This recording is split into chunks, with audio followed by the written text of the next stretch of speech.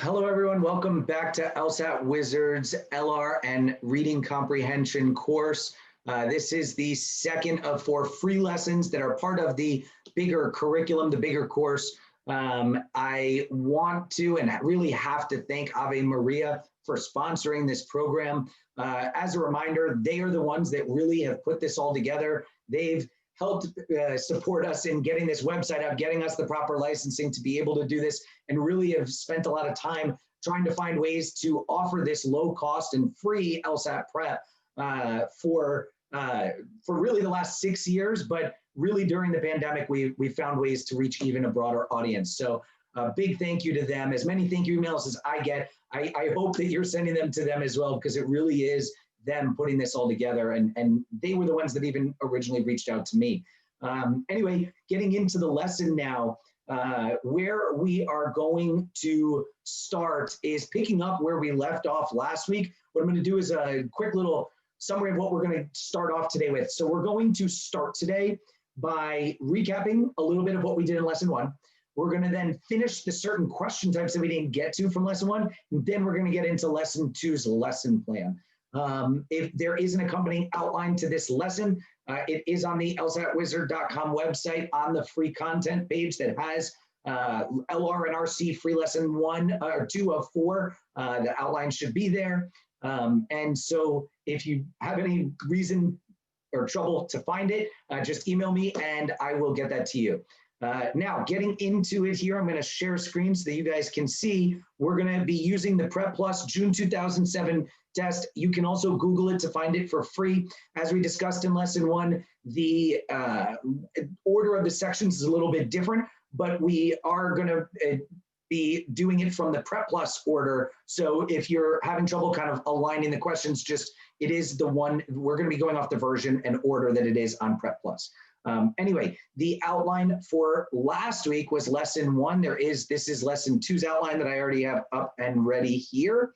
But putting it at the top, we're going to pick up and kind of discuss where we what we went over last time. And that's actually the start. So what I want us to do is start on lesson 2's outline. The very beginning, what we're actually going to do is start with a discussion of, one second, I'm going to pull up the participants for a second here so that I can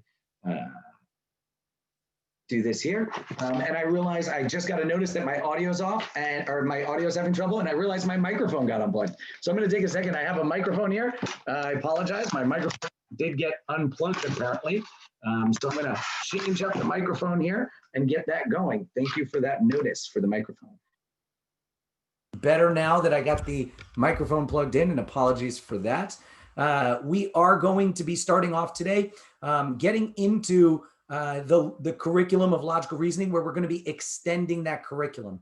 So the concepts, the logical concepts that we went over last time, we're going to start today by recapping that, and then we're going to be continuing on. But so the concept that we talked about last time that was most important, that really was the whole theme of the lesson, is this idea of logic and reasoning. We talked about how the entire LSAT really comes back to this concept of logic and reasoning. Reasoning is the use of evidence to reach a conclusion, and logic is a scale for judging that reasoning. When we are able to line up that evidence versus that conclusion, we have to ask ourselves the question. Logic is always one question. Does the evidence 100% prove the conclusion? If the answer is yes, we use the terminology that it's valid reasoning. If the answer is no, we call it invalid reasoning. And really the entire LSAT, reading comprehension, logical reasoning, and games all come back to using logical reasoning. What we did kind of comment and point out the irony that logical reasoning is a section and reading comp, but the irony with logical reasoning being named logical reasoning has exceptions that we refer to as the LSAT common sense standard, where it may not have to be 100%, as long as by common sense things are close enough. We call that the gray-ish area of logic. But besides that one little issue, we really on this test want to be thinking from strict logic. Now, strict logic is a skill. Thinking logically is something that takes time. You may have watched last week's lesson. You may have even been studying LSAT and learned logic for years. But the reality is it's a skill that takes time to develop. Some of us will develop that skill faster than others, but this is where practice and repetition comes into play. And what we need to do is balance four broad skills. To break something down using logic is a balance of these four skills. This is the recap of last week. The four pillars of logic: structure, language, degrees, and conditionality. Structure is the ability to separate your evidence versus your conclusion. Is the initial prompt evidence and conclusion, or is it just information and your answer choice is the potential conclusion? Are there multiple conclusions? That's where it can get more complex. When we have counter arguments, are they attacking the first argument? And which part of the argument, which part structurally are they attacking? Whether they're attacking source or evidence or conclusion or assumptions. And I know I'm going a little fast here because we're recapping stuff we talked about in lesson 1. But that structure. Language. Language is the idea of whether ideas are on target with each other. So I gave that example last week and I'll use it again, where if somebody calls me up and says, hey, Brandon, you going out tonight? And I'm like, oh, I'm really tired. That doesn't really answer the question. So if we had somebody like Sheldon from Big Bang Theory who thinks super literally, and he's like, Brandon, you going out tonight? And I'm like, oh, I'm really tired. He's going to be like, okay, but are you going out tonight? And if I'm like, I went out last night, he's still just going to follow that up with, I'm sorry, if I say I got work in the morning, he's going to follow that up with, okay, but are you going out? And the reason is because the language I'm providing, the evidence I'm providing is not on target with a conclusion that I'm not going out. We need to be aware of when language is on target with itself and when it's not. And that's the skill of language. Degrees is the extent to which we say things. There are 3 main degree issues the LSAT messes around with that you have to be ready for at any given time. And they could bring it up at any given time. It's not going to be in play in every single question, but it can come up in any given question. The 3 issues, the first degree issue is that strong, semi-strong, weak idea. What probability or proportion of an idea are we talking about? All of Brandon's friends like football, we call strong. Strong is that 100%. If most of Brandon's friends like football, most would be more than 50%, we call that semi-strong. Any idea that relates to more than 50% or less than 50%, we call semi-strong.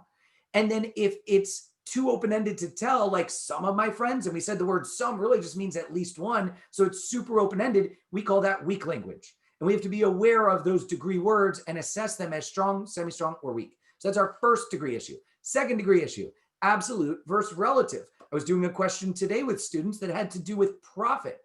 And what they did was they messed around. They were talking about a company's profit, but in one hand, they were talking about profit margins, which are percentages or ratios. They had a 25% profit margin, which is a percentage. That is a relative number, as opposed to in another example and another phrase, they were talking about how to maximize profit, which is about earning more money, which is more dollars, and that's an absolute number. Absolute relative also has to do with that comparative versus non-comparative language. If I say Brandon is tall, that is absolute. If I say Brandon is taller than Melissa, that's comparative, and so we call that relative. So that's the second degree issue of relativity. Our third issue of degrees is causality. We have to be able to notice the difference between correlation and cause when they're connecting things. Now, if I just said Brandon went to work, that's not dealing with correlation or cause. It's just a statement. But if we say that for the last year on every Wednesday, Brandon is going to his office, that's connecting Wednesdays with it going to his office, but we don't know that there's any sort of causality there. It might just be coincidence. So we would call that correlation. But if there's language that actually insinuates that one thing is a reason for the other, that could be cause. We could even bring it up with the office.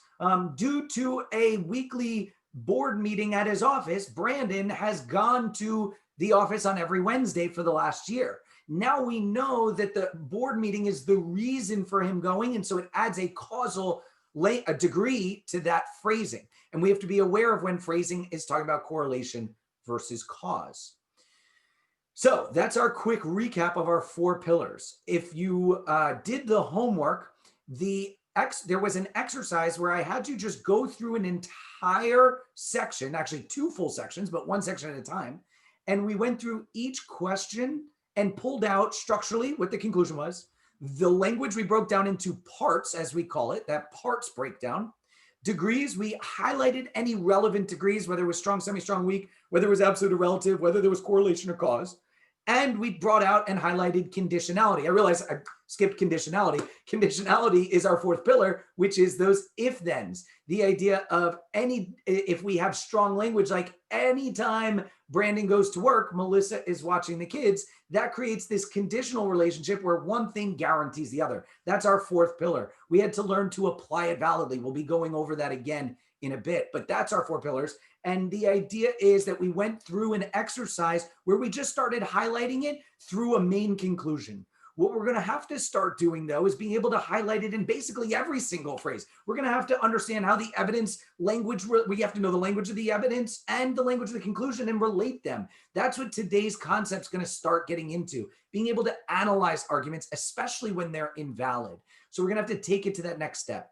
What our first lesson focused on, besides just the concepts, and for those that I guess are forgetting or didn't see the first for whatever reason, I would recommend go back. The idea is that I try to teach concepts balanced with question types. So these concepts are abstract principles of logic that you have to know regardless of any question. But obviously, when it does come down to this test, there are certain question types we have to know. And that's where we're going to use that free June 2007 test to be able to teach off of for the examples. And what I do is I have a bunch of added homework examples to drill those question types. And I have these long detailed explanations as part of the paid subscription, because I do need you guys to get that Prep Plus subscription to be able to access the homeworks to the other questions. But it's the idea of understanding question types and what they're looking for in reference of the concepts that I'm trying to merge throughout this program.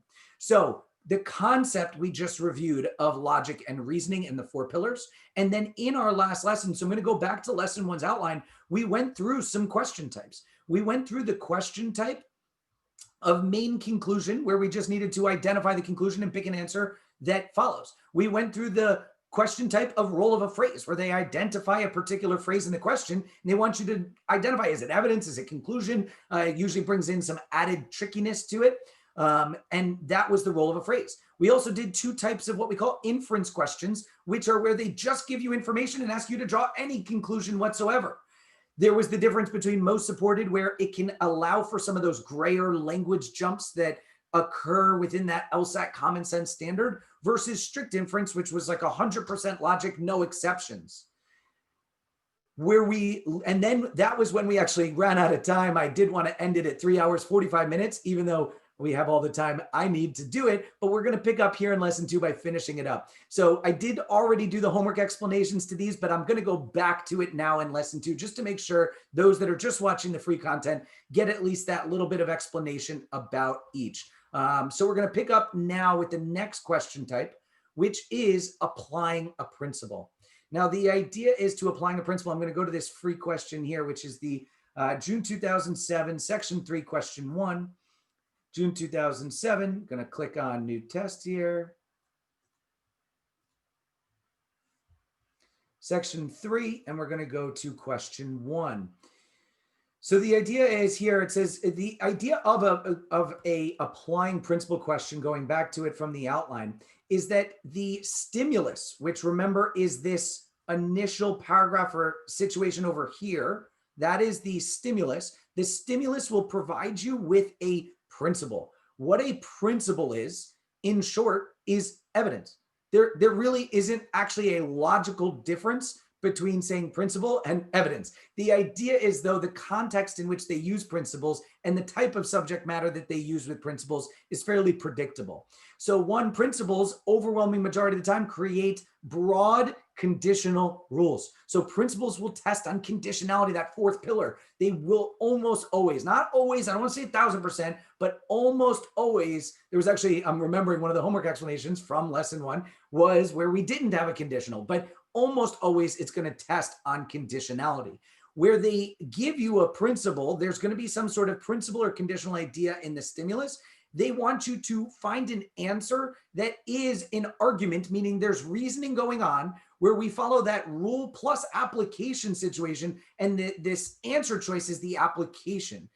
Certain terminology we need to know about principles, just of what they use on the test. the way that they phrase it on the LSAT, principles will justify the applications. Applications, just saying the same idea but backwards, applications conform to principles. So when you see the words justify or conforms, that is already signaling that you're in a principle question. You don't have to have that language for it to be a principle question, but if you see justify or conforms, you have a principle. Now, I like to think of it, and this is how I used to teach it years ago, was just principle above or principle below. Are they giving you a principle and they want you to apply it, or are they looking for a principle that will justify the situation provided? The terminology I use for these question types, applying a principle is the one that we're going to do right now. And later in the lesson today, actually part of lesson 2 is learning what we call justifying the argument, where we're using a principle to justify this situation.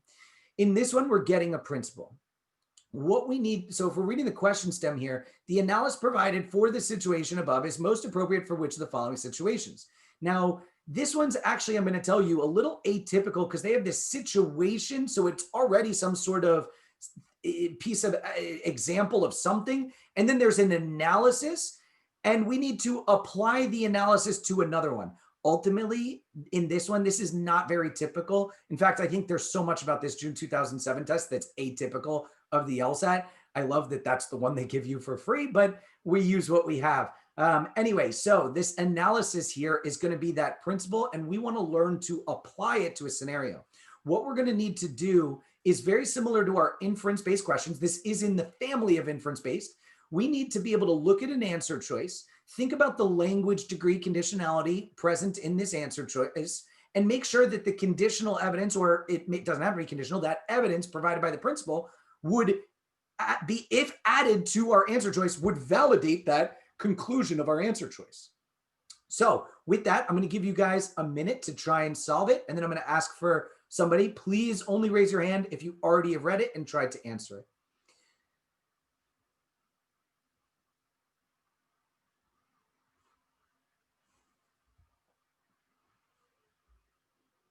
And I'm going to scroll down to answer E, and I'll scroll back up to A in a second so everybody gets a chance to read it.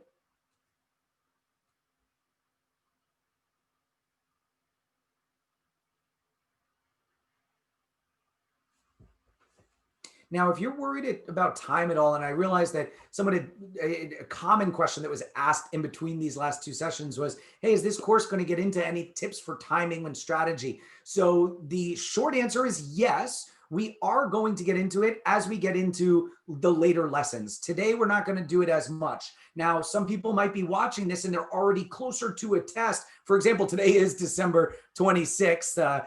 Day late, Merry Christmas to everybody that is watching this more live.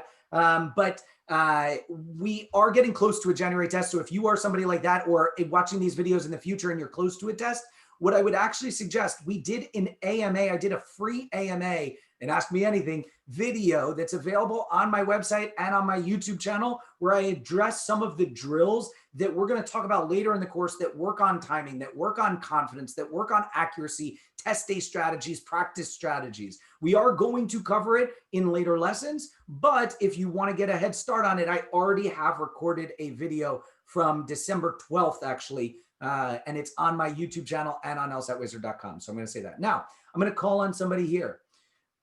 Tori, how are you doing? Hey, I'm doing well. How are you? Good. So what did you pick here in this question? I actually chose C. C. Okay. And explain to me why you chose C. I chose C because the people in the analysis, the people are willing to sacrifice central comfort or pleasure for the sake of appearances. And then in so let me break this down this way. I'm going to interrupt you for a second. In that analysis, which is our principle, we have language we could kind of break into parts, right? If I asked you to break that into parts, what would you say the parts are of that phrase? I would say the subject is people. And I would say the characteristic is are sometimes willing to sacrifice central comfort or pleasure for the sake of appearances. Yeah, and this is one that gets into more complex, where there's like multiple, that's like that extended characteristic. So I'm totally fine with your breakdown there in the 2 parts, but with that extended parts, we have to be aware of all of it. And I like how you phrased it back to me. You read it word for word, which makes sure that we include the full extent of it. If we were to even break that characteristic down into parts, how would you say the characteristics could be broken down into even further parts? Like, what are the different parts of that characteristic? Okay, I would say people, and then one part would be are sometimes willing to sacrifice sensual comfort. And then the other part would be sensual comfort for the sake of appearances, or are willing to sacrifice pleasure for the sake of appearances. I'm okay with that. And what I want to say is there's a million ways to break it down. And this is why I'm going to ask students to give different examples, because I can break it down the way that my brain's breaking it down. But by having this live, at least up front, and letting me call on students, I get to hear how people think. This is one of those things that I always say, why I was always hesitant to teach these like live classes, or I'm sorry, pre-recorded videos in general. But I've been doing this now a long time. I understand how people's brains think, but even still, I want to point out everybody's different. And so if you broke it down differently, that's okay, as long as you're maintaining all of the parts. So you broke it down, sacrificing sensual comfort for sake of appearances, or because of that degree of or, pleasure for sake of appearances. Now, which one of those two did we get in answer choice C? That they sacrifice pleasure for the sake of appearances. What's the pleasure that they're sacrificing?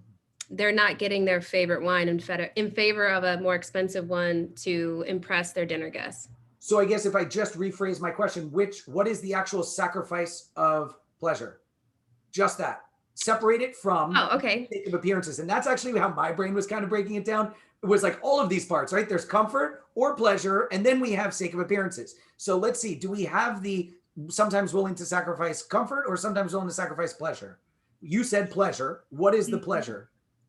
Being able to drink their favorite wine. Exactly. They're giving up their favorite wine. I would say that is on target, especially within that common sense standards. Specifically, when we talk about the common sense standards, for one more time to bring it up here, it's common sense standards of implausibility, plausibility, or superfluousness. So plausibility would do with possibility of a scenario. I think here we're talking about superfluousness. Is there a superfluous, is the difference between talking about pleasure and your favorite wine, is that actually a difference? Like, would I say a meaningful difference, or would any difference be just superfluous?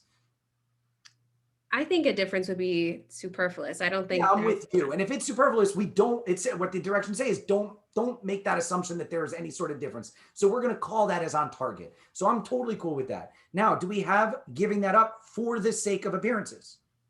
Yes, because they want to impress their dinner guests. Or they think they will impress their dinner. Now, it's not even that relevant in this question, but just because my brain's always going with all of those issues, there's actually a causality here. When they're doing it for the sake of, that's the cause, that's the explanation of why they're doing it. Is there causal language in C? Let me see. That the sake of appearances is the cause of giving up their favorite wine? How about that word? Yeah, because. Yeah. That's attributing cause to the impressing guest. That's absolutely the correct answer. Cool. All right. Thank you, Tori. Thank you. What we're going to do, definitely to keep the time, I'm not going to be able to go through every wrong answer in these free videos. I do apologize, but we got to be able to keep time going. As you guys can see from the videos of those that do watch, have the recordings to my video explanations of the homework. When I go through the wrong answers, I am thorough with it. But that's why, again, 5 questions can take me 50 minutes sometimes to just go through. And we have so many questions that I want to be able to get to. I'm proving why this is right. I'm trying to just introduce you guys to these question types rather than break down every single question so specifically in these free lessons. I'm trying to get through all of the content. So with that, we're going to move on. Thank you, Tori. And we're going to go back to here. That's applying principles. That's the introduction to applying principles. There's already, I think the applying principles alone was like a 30-minute video in the explanation. So illustrated principles. Illustrated principles are going to be a little bit weird. These are some abstract questions that honestly, I've seen so many courses just kind of like shove them in under other question types. And I totally understand. I used to do that too, because they kind of fit the mold of different questions, and depending exactly on how they word it might subtly shift how you need to answer it. And so I'm going to just say this. I'm going to give a general idea of what these are, but don't stress too much about these because 1, they're not that common. And 2, you have to be always with the LSAT on your toes for them to throw a little twist in with it. So sometimes I'm going to talk about the way they generally are, but it's very easy for them to kind of do this a little bit differently. But the idea is that rather than actually telling you the stimulus is a principle, the stimulus is going to be actually a situation. It would be more like, instead of giving you this analysis in the last one, they're just going to give you this situation. And then what they're going to want you to do is pick an answer that it's going to say like, this situation illustrates which of the following, and the correct answer would be more of this analysis. So that's actually what illustrated principles tend to be. And so that's what we're going to be looking for as we go through this example now, which is going to be question 6 from the same section. So I'm going to lower all hands as we go to question 6 here. So which of the following propositions is best illustrated by the passage? They're giving you this passage here, the stimulus, the situation, and we're looking for something that would kind of analyze it. It would express like what's going on. I think of these like almost like a big mix between most supported inference and a little bit of main conclusion. Now, technically, it's not main conclusion because we're not just finding a line that's a conclusion. There's going to be, it's in the inference family where there's no structure going on here. We just want to accept it. Okay, it's all information. What's going to happen is they're going to play around with that language of generic language a lot, which remember from lesson 1, the difference between generic, which is okay to go very generic, but it's not okay to use broad or narrow language. So we have to be aware of that difference as we go through these questions. So with that, I'm going to give everybody a second to try and answer this question. And when you get an answer, if somebody live can raise your hand and I'll call on somebody to break this down for me.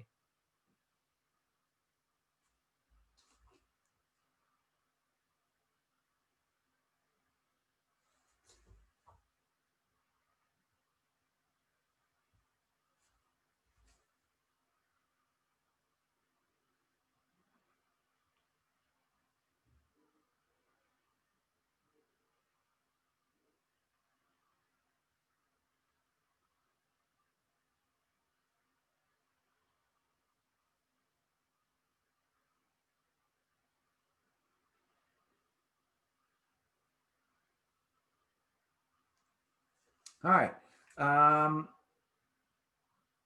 Brittany. Hey, Hey, how you doing? good. How are you? Good. So what'd you get here? I chose B, B. All right. So explain to me why you got B. because it seemed to fit the mold of what was being described in the stimulus about the So if owner. I said this is this something that we can validly infer based on this situation? I So would the say way to, I know I'm asking it very abstractly, but to apply it to the concepts we've been talking about, let's think about it this way. Break B down into different language, like the parts from a language analysis. okay. What would be, So Mhm. would altruistic actions be the subject? Absolutely. Yeah. Okay, and what the subject does. Characteristic. And remember, I never actually care when I say parts analysis. If you, yes, at a more advanced level, subject matter characteristic is good. But if you can just say the two parts are this and that, I'm always going to be okay with that. Because for most people in most situations, it's not going to matter if you misidentify or forget the name subject matter characteristic, as long as you can do the parts divide. So subject matter, altruistic actions. Here, if we use the word characteristics, is what? Sometimes have positive consequences for those who perform them. Yeah. And let's ask ourselves, do we have evidence about altruistic actions? Yes. Yes. And did we have positive consequence? Now I'm going to point out the extended portion here for the person who performed it. So what was the altruistic action?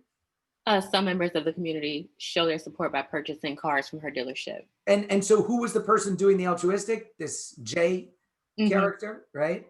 Yes. And she got the positive consequence? Yes.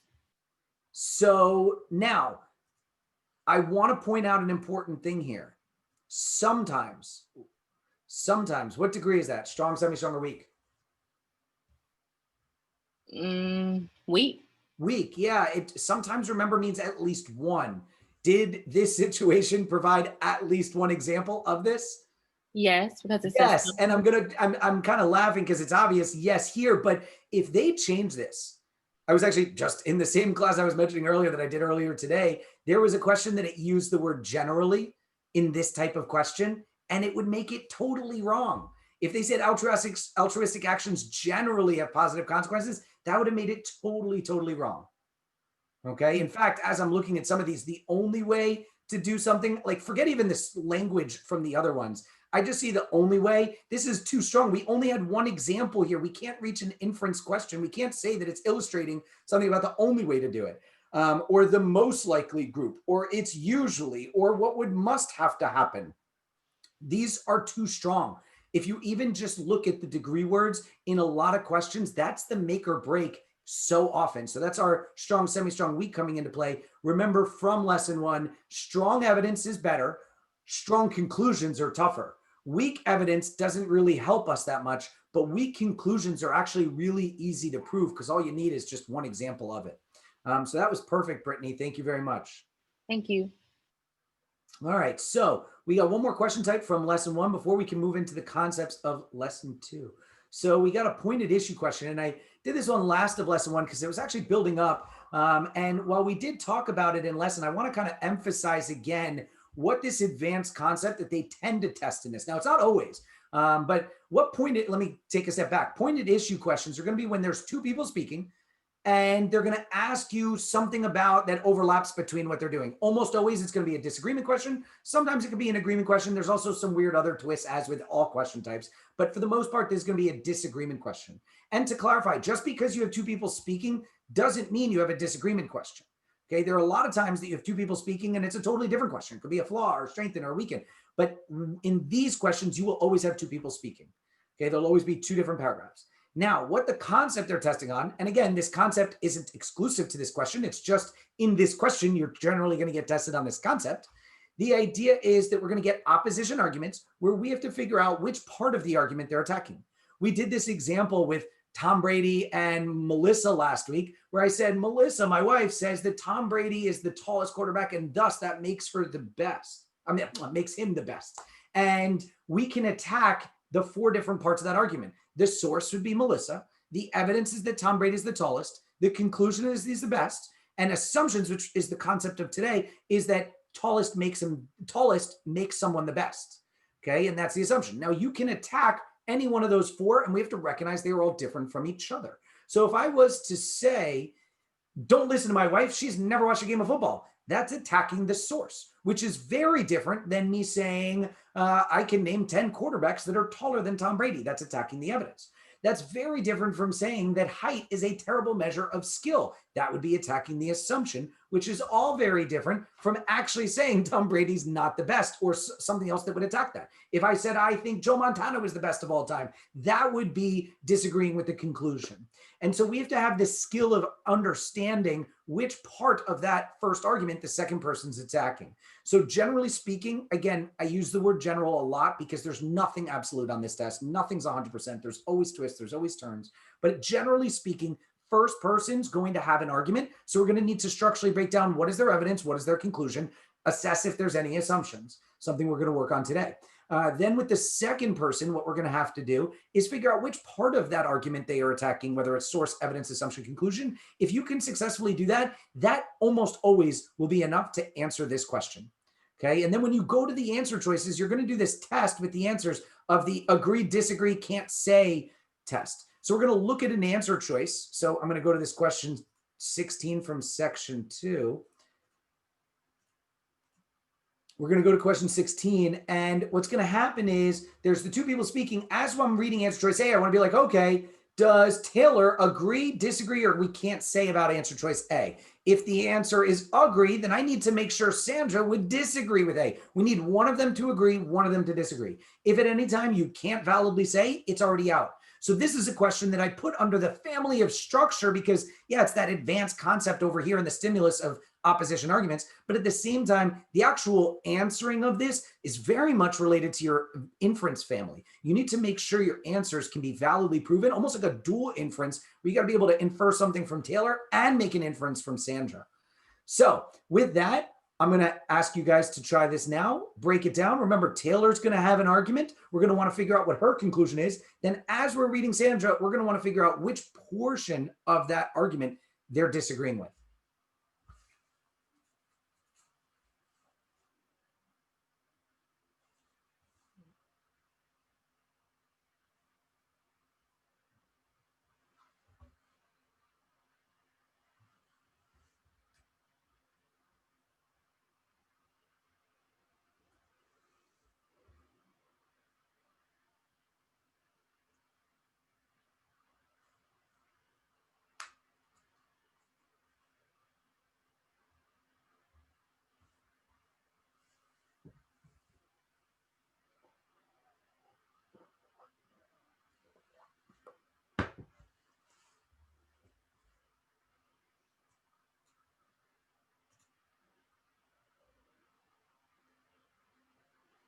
All right, Jazz, Hi. how you doing? Good. Thanks. So before I ask you for your answer, I'm going to ask you to break it down with me. So in Taylor's portion here, what is Taylor's conclusion? Taylor is saying that because mathematically precise claims are suspect, the results that researchers at a local university found, in which 61% of information is communicated through nonverbal signals, is suspect. Okay, so I think you gave a good but too much answer, and I want to separate that because you included some of the evidence. So if you had me highlight, and let's start here. If you just had me highlight, what word should I highlight as the conclusion? This claim is suspect because claims of... And that's where I'm going to ask you to pause. As soon as Okay. you said because, you're separating evidence. And that's an important distinction because remember on the LSAT, when you are analyzing reasoning, it's important to separate evidence from conclusion, generally speaking. But on top of it, you always, as we get into today's lesson, which is going to be analyzing judging people's conclusions as valid or invalid, logic dictates that you have to accept evidence, but we can question conclusions. So creating that separation between their evidence and conclusion is very important. So this claim is suspect. Now, I would actually, as much as subphrasing this, like all such mathematically precise claims, that's what we call subphrasing. It's like between the phrases, right? This, you could read around it. This claim is suspect is what you said. I actually think the pink in this particular answer is part of the conclusion. I think it's like a two-part conclusion. This claim, like all mathematically precise claims, is suspect. The question would be, for the pink, is pink evidence that we have to accept, or is it actually part of the conclusion? And I think that this is part of the conclusion, as you said, because these claims could never be established by science. So that's a separation of the evidence with the conclusion. Okay. All right.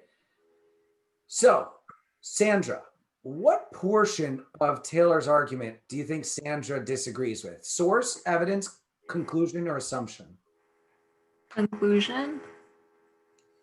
That whether this claim is suspect. So you said this claim is about the 61% of information during conversation is communicated through nonverbal signals, that claim is suspect, or the pink portion, the like all mathematically precise claims, is suspect? Oh, like all mathematically precise claims. Well, both, I think. So what language here in Sandra is Sandra using that actually explicitly attacks the researchers from this local university and their claim of 61%? Oh, she doesn't attack the researchers at the local university. It actually has nothing to do with that. Yeah. So we have to realize that Sandra is not attacking anything, is not trying to defend the 61%, nor is she trying to say the 61% is wrong. She's just attacking the portions about whether mathematically precise claims can be made, right? Okay. And actually, as I'm even reading it here even more, is she even attacking directly whether mathematically precise claims are suspect? And what I'm going to point out is it doesn't talk about mathematical. It's actually, I think, just attacking the orange by saying many scientific disciplines obtain extremely precise results. But does Sandra even comment on the mathematical directly? Maybe indirectly, because many can, right? So I think she's attacking the, this part here, I'm going to go to the language here, which should not be doubted merely because of their precision. So we shouldn't doubt something because of their precision. Mm-hmm. Right? So this is where I'm going to ask you now, what did you pick? D? D as in dog? Yeah, D as in dog. And you'd be totally correct. Okay. This is where we do have some sciences, and it's actually that underline that I said there, can yield mathematically precise results that are not inherently suspect. So it's this underline orange here attacking that orange idea of Taylor. So she wasn't attacking the conclusion. She was attacking Correct. the It's the, I think if I'm to say it, I would say evidence, and I think she's attacking the reasoning. Okay, I would say, and this, okay, let me actually break it down because this is more complex because there's the yellow conclusion and the pink conclusion. So she's definitely not attacking the yellow conclusion. There's no commentary on this specific study about the 61% at local universities. There's no way she's commenting on that. Okay, what Sandra's attacking though is saying that these claims of scientists can be extremely precise. That's the second person's underline. Okay.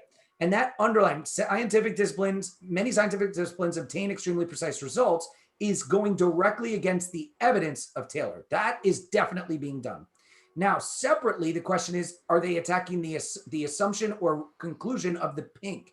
And I definitely think they're attacking that reasoning or assumption that because you can't establish the science, that makes it suspect. With this last portion here, when it says which should not be doubted merely because of their precision, the doubted is the suspect. So should not be doubted, we could be like, it should not be suspect merely because of the precision. So I don't think she's saying anything is in fact precise. She's just saying that that the idea of precision is not enough to establish whether or not it's suspect. So I would actually say that it's attacking the evidence and the assumption / reasoning of the process without actually directly attacking the conclusion.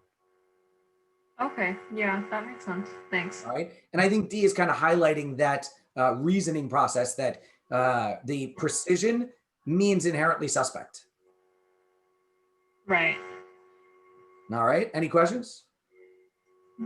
No, I think that's all for now. Perfect. And to clarify again, I know I said it explicitly, but I know B is a trap here that a lot of people will be tempted to say. But as I said, Sandra is not commenting definitively in the yes or no related to this one research in the first sentence. Sandra is attacking the more general idea that claims of such exactitude could not be established by science by saying that they can be obtained by science without commenting on the 61%. So that's why B is not a correct answer.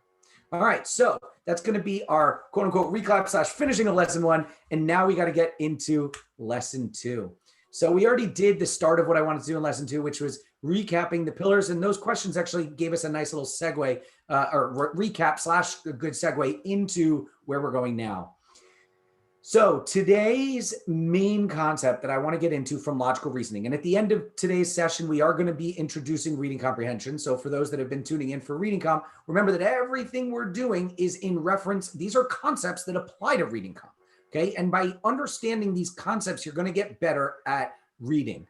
Okay. Now, this concept that we need to understand is the ability to say why something is invalid. Now, I don't like going strictly off this outline, so I have up some my notes over here. So we're going to be doing some examples on my notepad over there. But I promise you, everything relevant. Maybe not every single example I say, but everything relevant is in the outline itself. So generally speaking, we were talking about how our brain naturally assesses reasoning on a scale of likelihoods. So when I had my example that I said, my phone rings, it says Melissa, I tell you my wife's name is Melissa, I pick up, I'm like, hello, oh, hey, honey, I'm in lesson, see you later, love you, bye. And I say that information, and that is just information. I ask you guys who's on the phone, and someone says, oh, it's your wife, Melissa. That is you guys making a conclusion, and that is where we can start assessing that conclusion. The way I described our natural way of thinking is on a scale of likelihoods. As we heard that evidence of my phone rings, it says Melissa on it, my wife's name's Melissa, and I pick up, that already starts moving this needle from 0 towards the 100% that it's my wife. And then when you hear me pick up, hello, oh, hey, honey, and I say honey, that moves that needle even further. So the idea is that there are probabilities that exist in the world, that this is the way our brain naturally operates, is on probabilities. And so we want to think differently than our normal way of thinking, but we don't want to totally ignore it. And the reason is because we need to understand that gap. That's really what logic comes back to. So let's say that we were like, I was asking you to pick a number of how likely it is that it's my wife on the phone, and you said 98%. 98%. Well, you're highlighting that it's invalid because it's not 100. There's like a 2% chance it's somebody else, whatever number it is. You don't actually have to come up with a number. The fact that there is a number short of 100 proves that it's invalid. What we need to do is start understanding things about that 2%. We need to be able to highlight in better words why something's invalid. We need to be able to analyze. And when I use that word analyze, I always give this analogy of when you talk about like sports.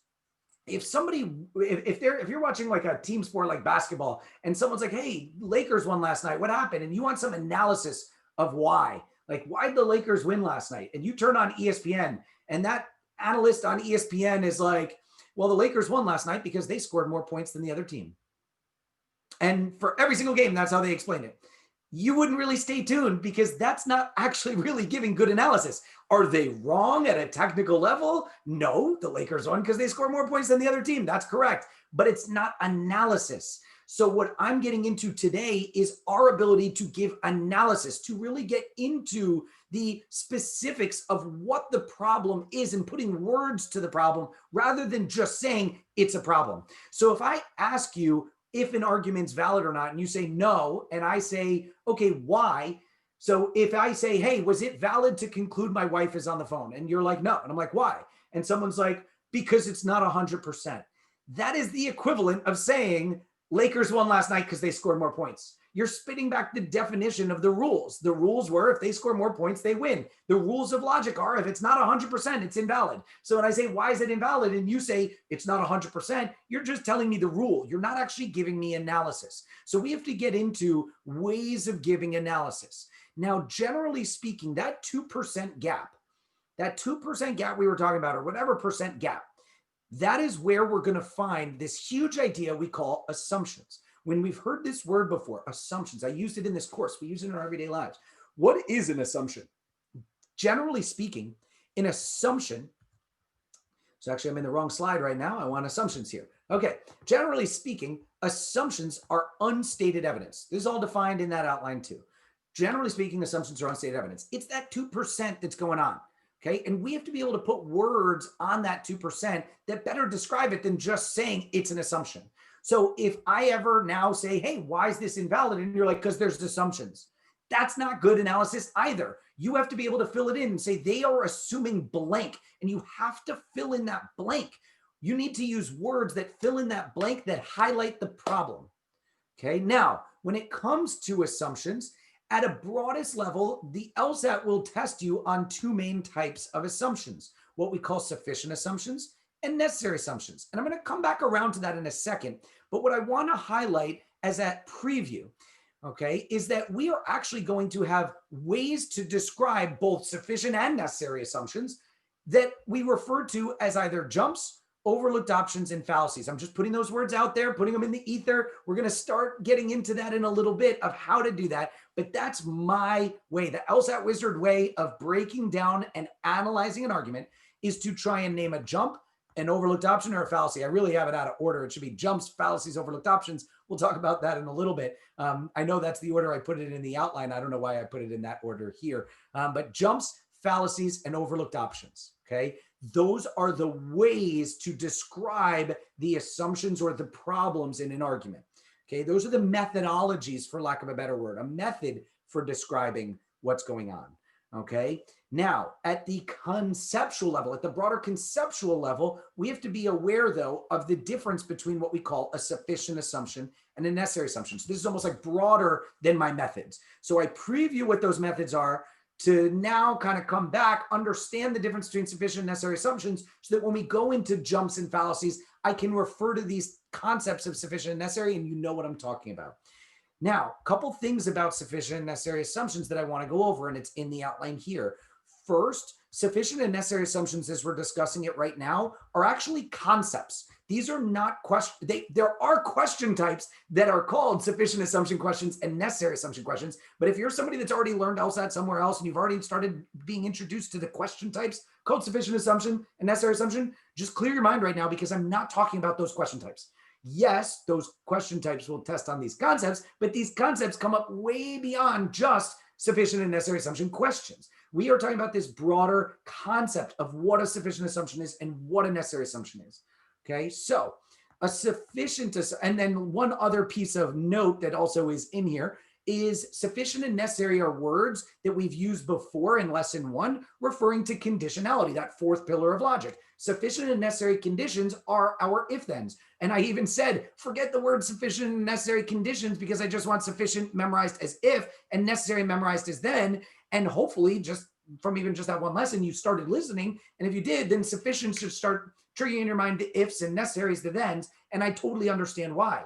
But I want you to recognize sufficient and necessary conditions are very different and have almost nothing to do with sufficient and necessary assumptions. The reason for using the word sufficient and necessary comes back to a similar logic, but sufficient and necessary conditions are if-thens. Sufficient and necessary assumptions are holes or problems to an argument. Totally different concepts right now. All right, so separate your mind from that.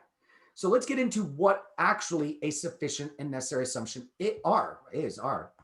Sufficient assumptions are unstated evidence. So it starts with that general definition. Unstated evidence that, if true, would prove the argument correct / valid. Okay, it'll prove the argument correct. I'll just say correct because that's valid. That's what the definition is. It'll prove it 100% correct. So that's what a sufficient assumption is. Now, a necessary assumption is unstated evidence that, if not true, would be a problem for or would weaken the argument. Now, I know a lot of students that come to me have learned from other material, and you've probably heard the necessary assumptions, if not true, destroy the argument. I actually am not a fan of that, okay? Because thinking of it in terms of destroying the argument's not really logically correct. What it needs to do is highlight a problem. It should weaken it in the sense that it definitively prevents us from, so it destroys it, I should say rather. It destroys it in the sense that it would be definitively preventing us from validly concluding something, but it doesn't actually have to be making the conclusion false. So if a necessary assumption is not true, it doesn't have to make the conclusion false. It just has to make the conclusion highlighted as invalid. So for that reason, I define necessary assumptions this way. It's unstated evidence that if the necessary assumption is not true, it would be a problem for or would weaken the argument. And we're going to get more into what I just described for those that are new. We're going to get more into that, obviously, as we move along. Now, overlooked options is going to relate to this concept, but I'm going to leave that blank for now. I'm going to bring it back in a little bit. I just want to stick to this here. And to do this, I want to highlight this example. So before I go into the example, I need a volunteer.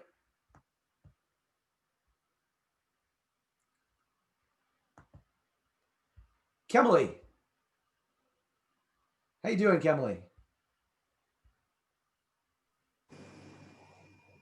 Hello? Hello? Can you hear me? Yes. How you doing? I'm doing well. How are you? I'm good. I'm good. So you're fine being my guinea pig for this example. Sure. All right. This book costs $25. Thus, Melissa has enough money in her Venmo account to pay for it. What is that assuming? That she has at least $25 in her account? All right. I'm going to write that out. Melissa has at least $25 in her Venmo account. Yeah? That's what you said, correct? Yes. Okay. So what we need to be able to do is analyze this general, notice I just said what's an assumption. The reality is there's no such question as just what's an assumption. We have to be asked either for a sufficient assumption or they're going to ask us for a necessary assumption. We have to be ready to answer it in either which way. But what I'm highlighting here that I already pre-drew is a Venn diagram that shows that there is a huge overlap between sufficient assumptions and necessary assumptions. Now, you gave me this response. I want you to be able to test yourself in terms of this being either a sufficient assumption or a necessary assumption. So in terms of it being a sufficient assumption, is this something unstated? Like, do we know about how much money based on this example? Did they tell us how much money is in her account explicitly? No. No. Is it something that, if true, would prove the argument correct? No.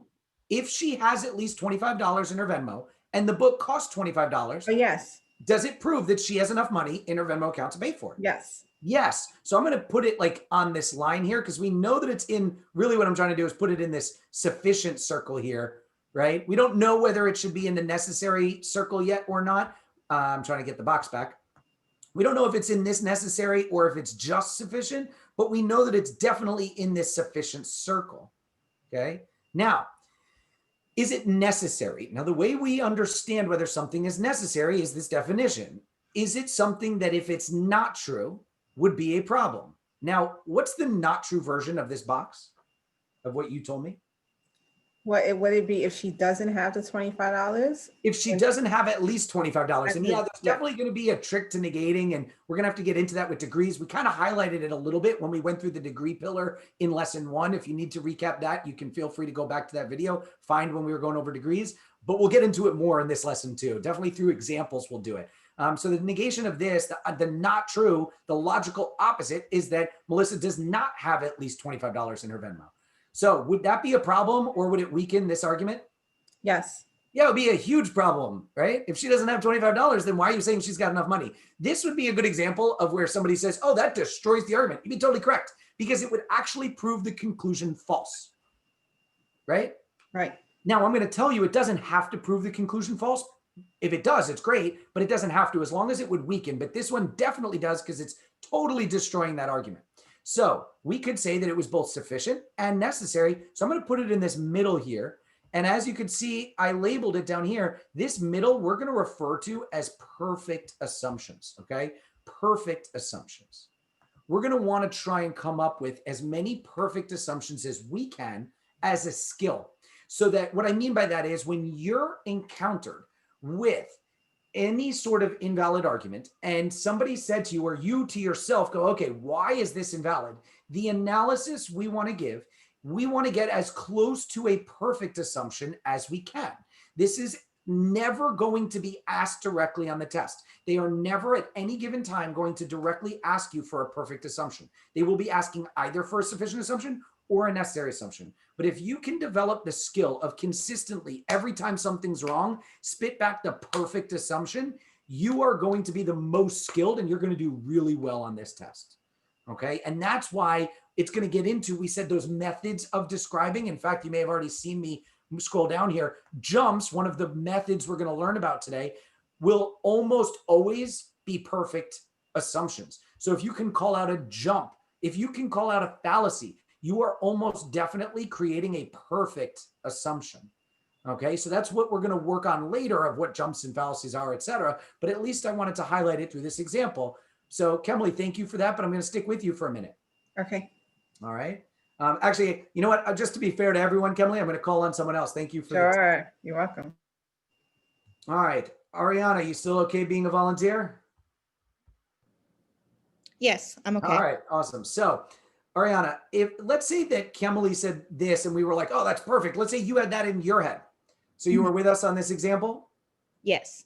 Okay, so let's say that's not an answer choice to a question, whatever question it is. Let's say it says, which of the following is an assumption required for the argument? And this is what you're anticipating, but it's not there, okay? We'd have to be able to answer the question regardless, okay? We'd have to look at answer choices and be able to assess answers that you're not coming up with, but that they're providing you as either sufficient or necessary. So let's say that there's an answer choice that says, Melissa has $500 in her Venmo. Okay, Melissa has $500 in her Venmo. Would that be a sufficient assumption? And remember, the definition is that if it was true, it would prove the argument correct. So if Yes. Melissa has $500 in her Venmo, would that prove that she has enough money to pay for the book that costs $25? Yes, it does. Yes, it would. Is it necessary?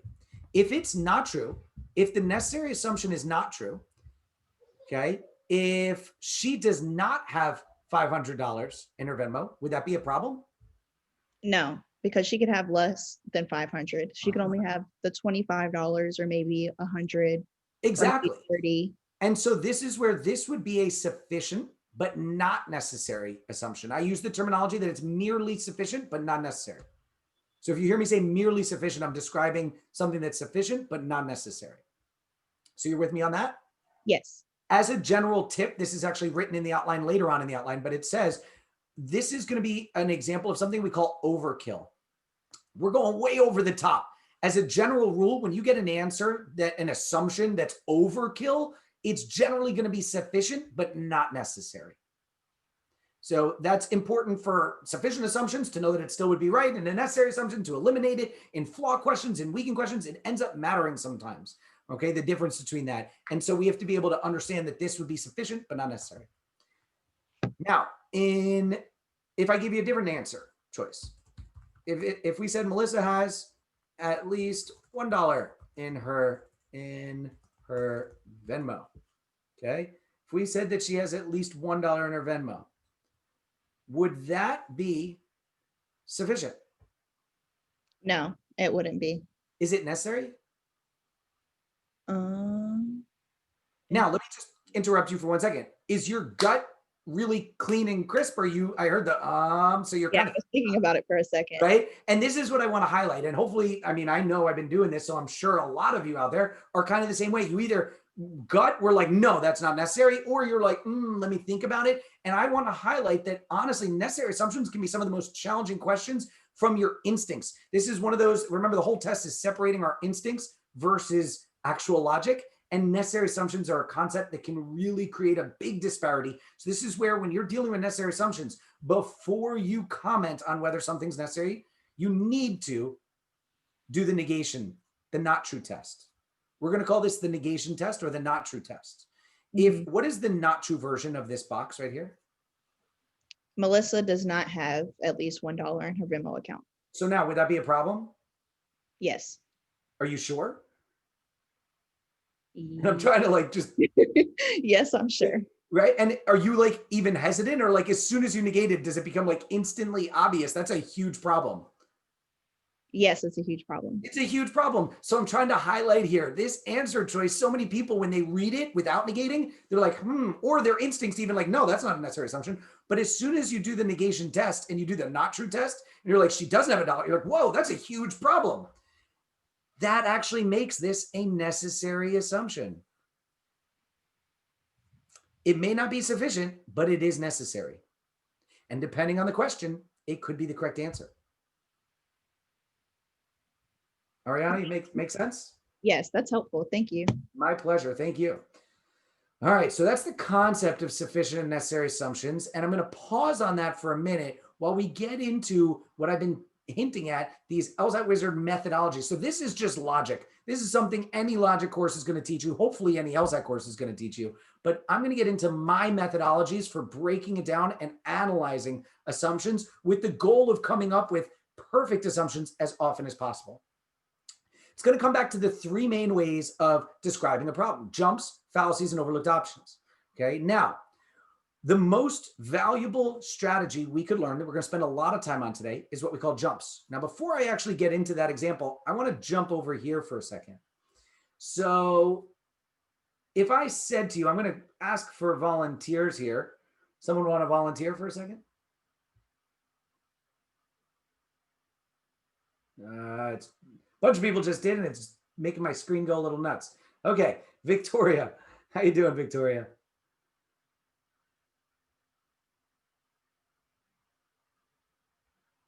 Victoria? Yep. Sorry. I'm well. How are you? Good, good. Thank you for volunteering. So if I said to you, Brandon stole this cell phone, thus he's immoral, is that a valid argument? No. Why not? Because you're making an assumption that stealing is immoral. That's actually going to be our perfect assumption. And it's actually going to relate to the concept we call jumps. So what a jump is for everyone else and for Victoria, just to put some words to it.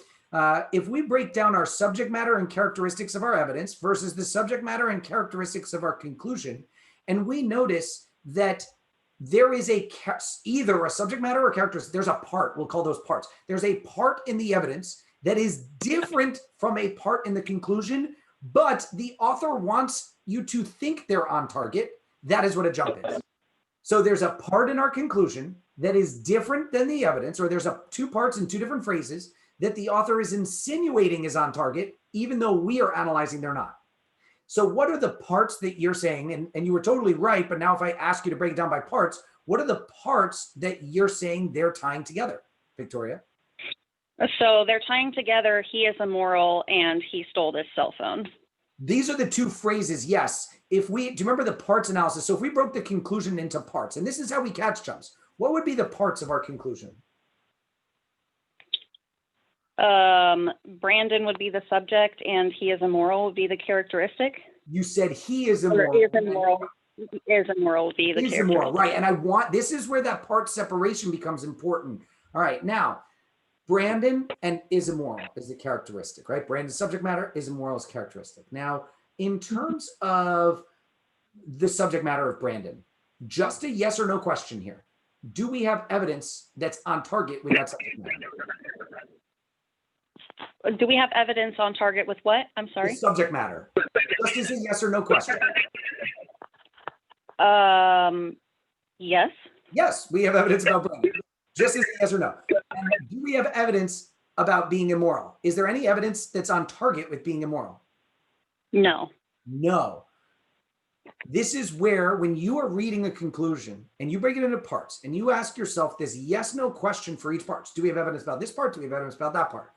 If either of those parts, or if you have more parts, if any part is new and there's no evidence for that part, you already know you have a jump. That's the easiest way to know you have a jump. The question is going to be, what is the jump? Just calling out and saying there's a jump is not good enough. You have to be able to call it out. Victoria did it without probably realizing my formality to it, but she's naturally coming up with the jump where we ask ourselves, what are they putting on target with this characteristic of immoral? And the way to find it is by following the chain of what we do know. So we said the subject matter was Brandon, and we go, okay, so we had evidence. When I said, is there evidence? The answer was yes. And the evidence we had over here was Brandon. And what we knew about Brandon in the evidence is that he stole a phone. We ask ourselves if we can chain that with any more. We continue an analysis of asking, is there any more? And the answer in this argument is no. This is the end of the line. That's what I call it, the end of the line. So the end of the line is the part of stealing a cell phone. And so when you catch that end of the line, you want to tie it back to the part that had no support for it in the conclusion, which is immoral. And so you get this jump that stole cell phone means immoral. Now, notice how I just wrote this. I wrote this as an if then. I want you to always think of a jump as, phrasing it rather, as an if then. The jump has a direction to it. And that's very important. Victoria, if we had this example, Brandon stole the cell phone, thus he's immoral. And it asks, what's the assumption? And the answer choice A says, anyone who is immoral will steal a cell phone. Would that be the correct answer? No, that wouldn't justify the conclusion. Why? Because it's out of order. In what way? It's saying if you're immoral, then you will steal a cell phone. When we're saying you're stealing a cell phone, then you're immoral is the assumption. Notice this direction of our jump and that this is backwards. That's the easiest way to catch that trap is by finalizing and firming up that our jump has a direction to it. And so we need to make sure when we catch the jump that we think of it as a jump from this to that, or you could phrase it as it's assuming if blank then blank. So jump is just a type of assumption. It's a way, it's a method for calling out an assumption. And as I said, if you call out the right jump, you are almost always calling out a perfect assumption. Let's actually analyze it now, Victoria. Last thing, is this sufficient? What our jump was, what I wrote here, if you stole cell phone, then immoral. Is that a sufficient assumption? Would that be enough to prove this argument as correct? Yes. Is it necessary? Now remember, we have to do the not true. The not true version of an if then, there's a little bit of a shortcut that's not logically right, and I'm going to acknowledge that, but it works 99%. It's a very advanced issue where it ends up mattering, is accepting the if. So the shortcut is accepting the if, but negating the then. So it would be somebody steals a cell phone, but isn't immoral. If someone can steal a cell phone and be not immoral, would that be a problem for this argument? Yeah. Yeah. And this is where this jump is a perfect assumption for this example. which is why when I asked you and you just said stealing a cell phone makes you immoral, that's putting it in a more like verbalized statement, like a full phrase, grammatical phrase. But if you can consistently just say if this, then that, and think of it like parts jumping from this part to that part, that's actually a good way to think about it that will make you perfect time after time after time. All right. Yeah. Victoria, any questions with that one? I'm sorry. Any questions with that? Oh, no. Nope. Perfect. Thank you so much, Victoria. All right, I'm going to call on someone else. Maria, how you doing?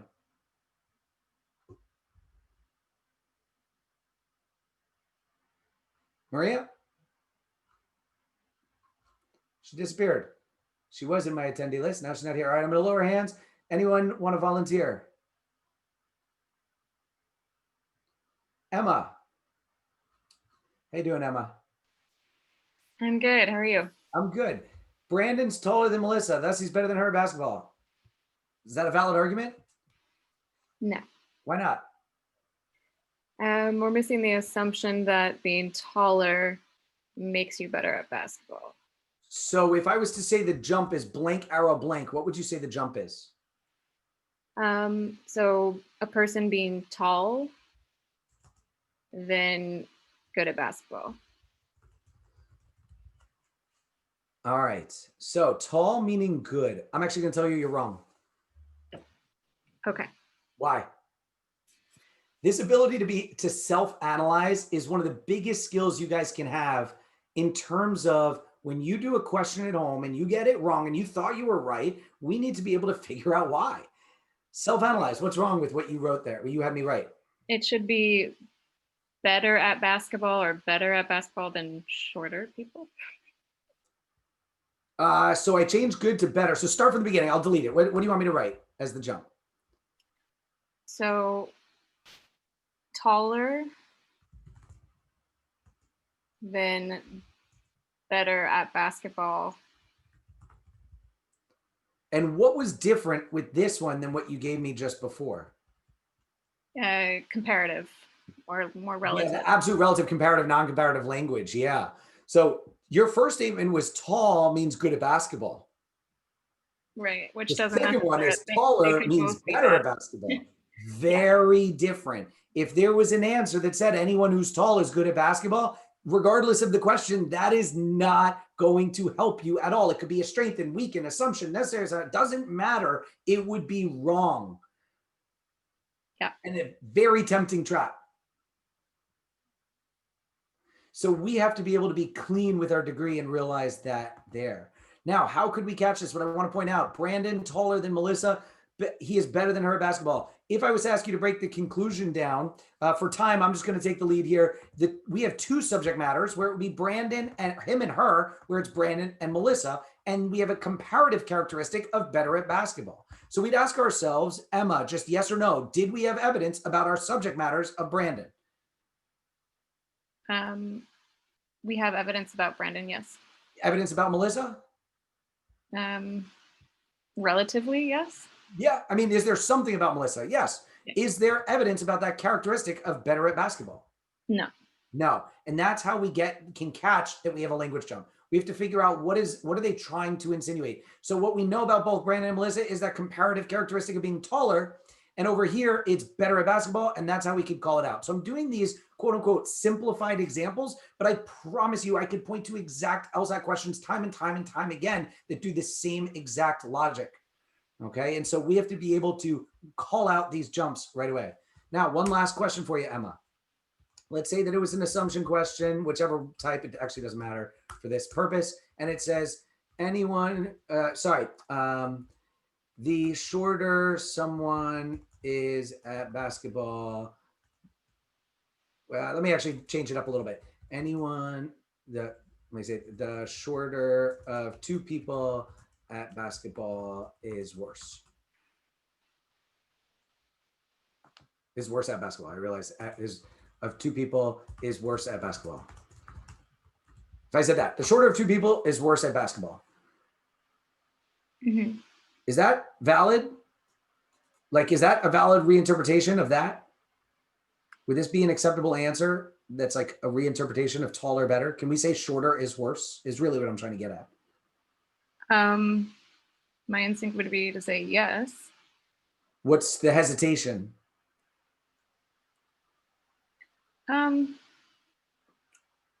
Just thinking about like the negative kind of like contrapositive of these. Yeah, well, this would be like almost like that inverse idea where we're negating but going the same direction, right? Right. So it Which seems conditionality, that's not really acceptable.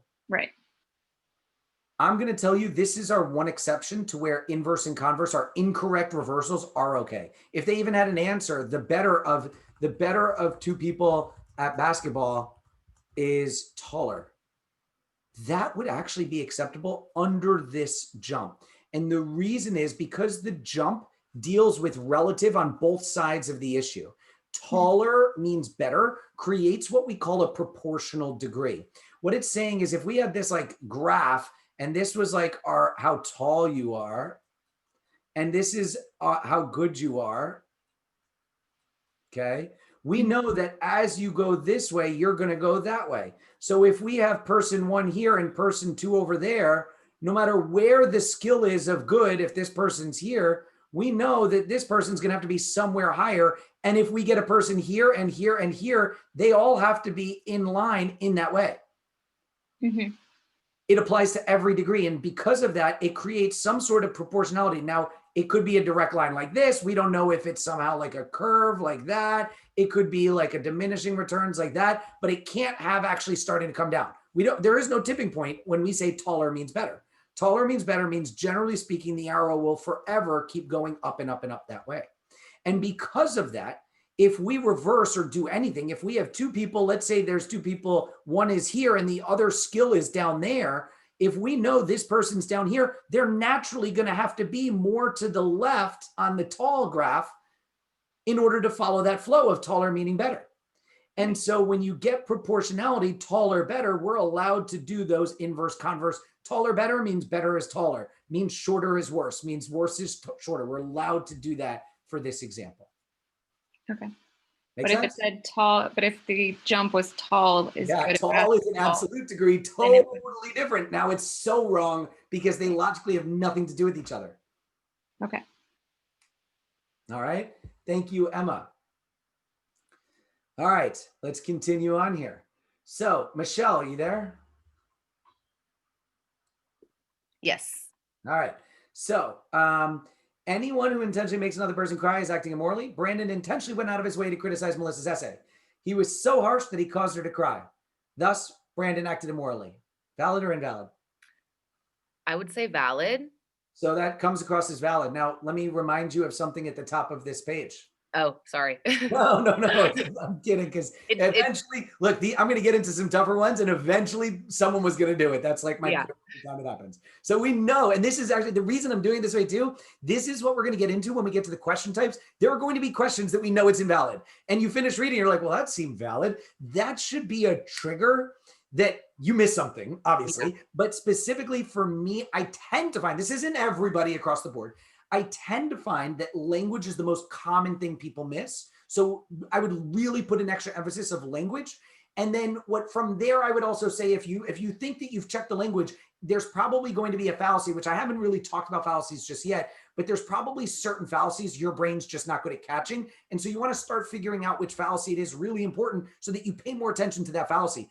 It's funny, I actually remember there was a certain fallacy that I had trouble with that literally got to the point that if I was reading a stimulus and thought it was valid and I saw it was an invalid question, and my brain just was conditioned to go, oh, it's probably that fallacy. And sure enough, it was. Not because I actually saw the fallacy, but because of process of elimination, I knew I was good at catching everything else. And so it had to be that fallacy. Right. So just keep that in mind. Language first, and then maybe those fallacies, which I'll explain in a little bit what they are. But anyway, let's break this down here. What's the conclusion?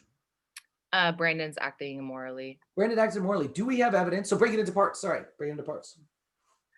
So yeah, the first part is they're starting off explaining why. Remember language. Break the language down of our conclusion into like subject matter characteristic idea. What do you mean? Sorry. So our subject matter characteristic is taking a phrase and breaking it into the 2 parts. So how would you put that into 2 parts? Acting immorally because of We're not doing evidence conclusion. So this is, remember, I'm going to give it away now because I got to keep moving, but this is something we spent a lot of time on in the first lesson. And we talked about today of breaking one phrase into its language parts. So the subject matter is Brandon and the characteristic is acted immorally. Okay. All right. So the subject matter of Brandon, just a yes, no question. Do we have evidence about Brandon? Yes. Do we have evidence about acting immorally? Yes. Okay, so that doesn't mean language is good. It just means that there's not a blatant problem. In the previous examples, our conclusion brought in new parts. And as soon as you have a new part, you know it's a language jump. But we could still analyze the language further. We have to follow the chain of language going on here. So Brandon and acting immorally, let's choose one of those parts. So let's go to acted immorally. What evidence, where do they talk about acting immorally? In the first sentence. Yeah, and they say it right here. And what are they connecting with acting immorally? Making someone cry. Intentionally making someone making somebody cry. Do we have, so follow the chain. Do we have evidence about Brandon that he intentionally made another person cry? From the first sentence? Well, so is there any other evidence about intentionally making a person cry? No. Do we have anything about making a person cry? No. Not within that. I'm saying more evidence. Do we have more evidence? Yes, more evidence. Yes. What about intentionally making a person cry? Yes. We do? Where? Where Brandon intentionally went out of his way. This is on target with intentionally making a person cry. He intentionally went out of a way to criticize Melissa's essay. Oh yeah, no, not making someone cry. Okay. Do we have anything about just making someone cry? Caused her to cry. Yes. But did he intentionally make her to cry? No. No. Right. So what is the jump here? Oh, the jump is from intentionally making someone cry in going to just her essay. That's what he did intentionally, but that caused her to cry. So this is going to be a specific type of jump. It's a more advanced type of jump. We're going to call a language shift. Rather than just purely jumping, it's a shift. We have all the right words, right? We have intentionally and we have made cry. But what's happening is they're intentionally doing one thing of going out of his way to criticize, and the criticism is being connected with the caused her to cry. So they're trying to mash up the intentionally causing to cry, and they're shifting that intent from this action to the later action. What it actually is very common where somebody intends a cause, it has an effect, and then they conclude it's intending the effect. Right. Just because someone intends a cause and it has an effect does not mean that you intended the effect. We call that a shifting intent. So the jump is what we're going to call a shifting intent. It's where we're not calling out from here to there. It's where we can highlight the word that they shifted from usage in one spot to another spot. Gotcha. Make sense? Yes. All right. Any questions with that one? I think I'm good. Thank you. All right. My pleasure. So with that, I'm going to now so this is jumps in general. So jumps to me are honestly what I look for first.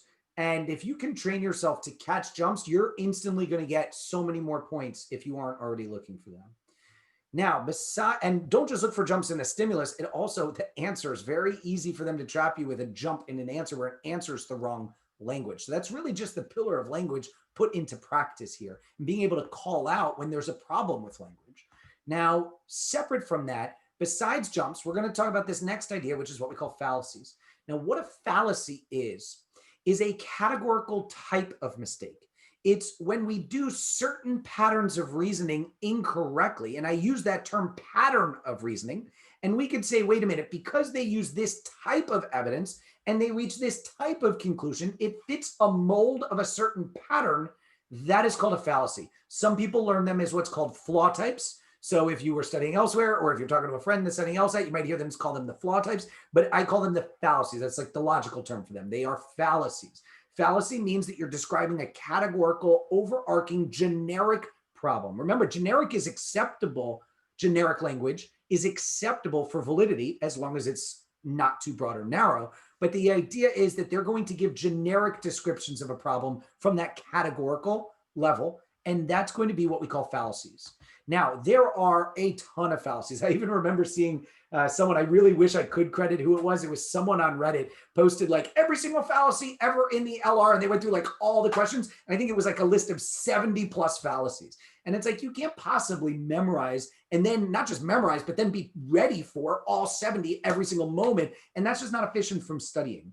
So what I do is I try to, in this lesson, we're going to talk about the 3 most common fallacies, even though it's not even in the outline. So I'm going to tell you it's not in lesson 2's outline, but it's going to be in lesson 3's outline. So I'm kind of previewing ideas. In case you haven't picked up on that, I like to do that a bit. We're going to preview fallacies a little bit by talking about just some of the most common fallacies, the 3 common fallacies, the most common. I call these the big 3. The reason is because every single section of logical reasoning will commit these 3 fallacies multiple times. And if you can get good at just catching these patterns and not just realizing they're invalid, but being able to say, oh, it's that pattern again, and be able to call it out, you're going to get better at catching reasoning, catching invalid fallacies. Sorry, something popped up on my screen. So the better you are at catching fallacies is the better you're going to get at being able to understand the perfect assumption, be able to highlight an answer choice when you get to the questions. So with that, we're going to start talking about some of the most common fallacies. I'm going to lay out here the big 3. So I'm going to lay it out up here, the big 3 fallacies, okay? The first is 1, confusing correlation with cause. Notice it's like a generic jump. You're jumping from correlation to cause. We've already talked about correlation and cause, so I'm not going to give too much more detail on that right now. It's the idea that the evidence is correlation, conclusion is cause. We have confusing necessary with sufficient conditions. Notice I'm not using the word assumptions, I'm using conditions. Confusing necessary with sufficient conditions has to do with doing your if-thens wrong. We just were talking about that idea of when I did the immoral arrow cell phone, that would be wrong. That inverse converse idea, incorrect contrapositives, that's confusing necessary with sufficient conditions. These are 2 of 3 of the big 3 fallacies that happen on multiple times on every single test. And then the third one is going to be what we call using one factor as conclusive. The idea is they're going to give you evidence that is suggestive of a conclusion. It may actually tangibly even be on target with the conclusion as a factor of the conclusion, but the conclusion reaches a definitive conclusion, a conclusive idea that is too strong relative to what the evidence actually provided. So let's put that into action. Brandon stole this cell phone, thus he is immoral. Now, we said the jump is from stealing a cell phone to being immoral. I've had people, even when I was doing it the first time around, that have said to me, but Brandon, stealing a cell phone, I remember you brought up in LR, we have in the directions the common sense standards of plausibility and superfluousness. Isn't by common sense standards stealing a cell phone on target with being immoral? And what I would say to that is that it is a factor of being immoral. Think of it this way. If every person, if we're judging a person as moral, and even if we're not even judging a person, let's just say even it's thus he acted immorally. So it's an action. If we're judging anything on the scale of morality, we have to be able to understand all the pros and cons. And let's put it on some arbitrary point system.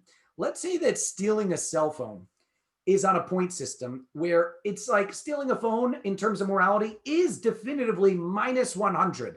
And if you end up with a negative overall score, that's an immoral action. If you end up with a positive overall score, that's moral. So if you help an elderly person in need, that's plus 50. If you save a life, that's plus 1,000. If you steal a cell phone, that's minus 100. Arbitrary points, but hopefully I'm highlighting the idea here that there are lots of factors that go into the decision of morality. So stealing a cell phone might definitively, by common sense standard, be a negative factor of minus whatever amount of points, but it doesn't mean overall someone's immoral or even that action was immoral. Okay, what it's forgetting is the other factors that come into play. The other factors, so I'm going to fill in here, the fallacy is using one factor as conclusive.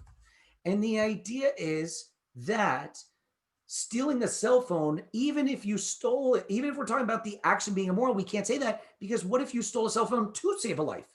I just said on my arbitrary point system, saving a life is plus 1,000. So you might get minus 100 for stealing this phone, but if you're plus 1,000 for saving a life, your net score is a very moral action. And so we can't conclude that it's immoral.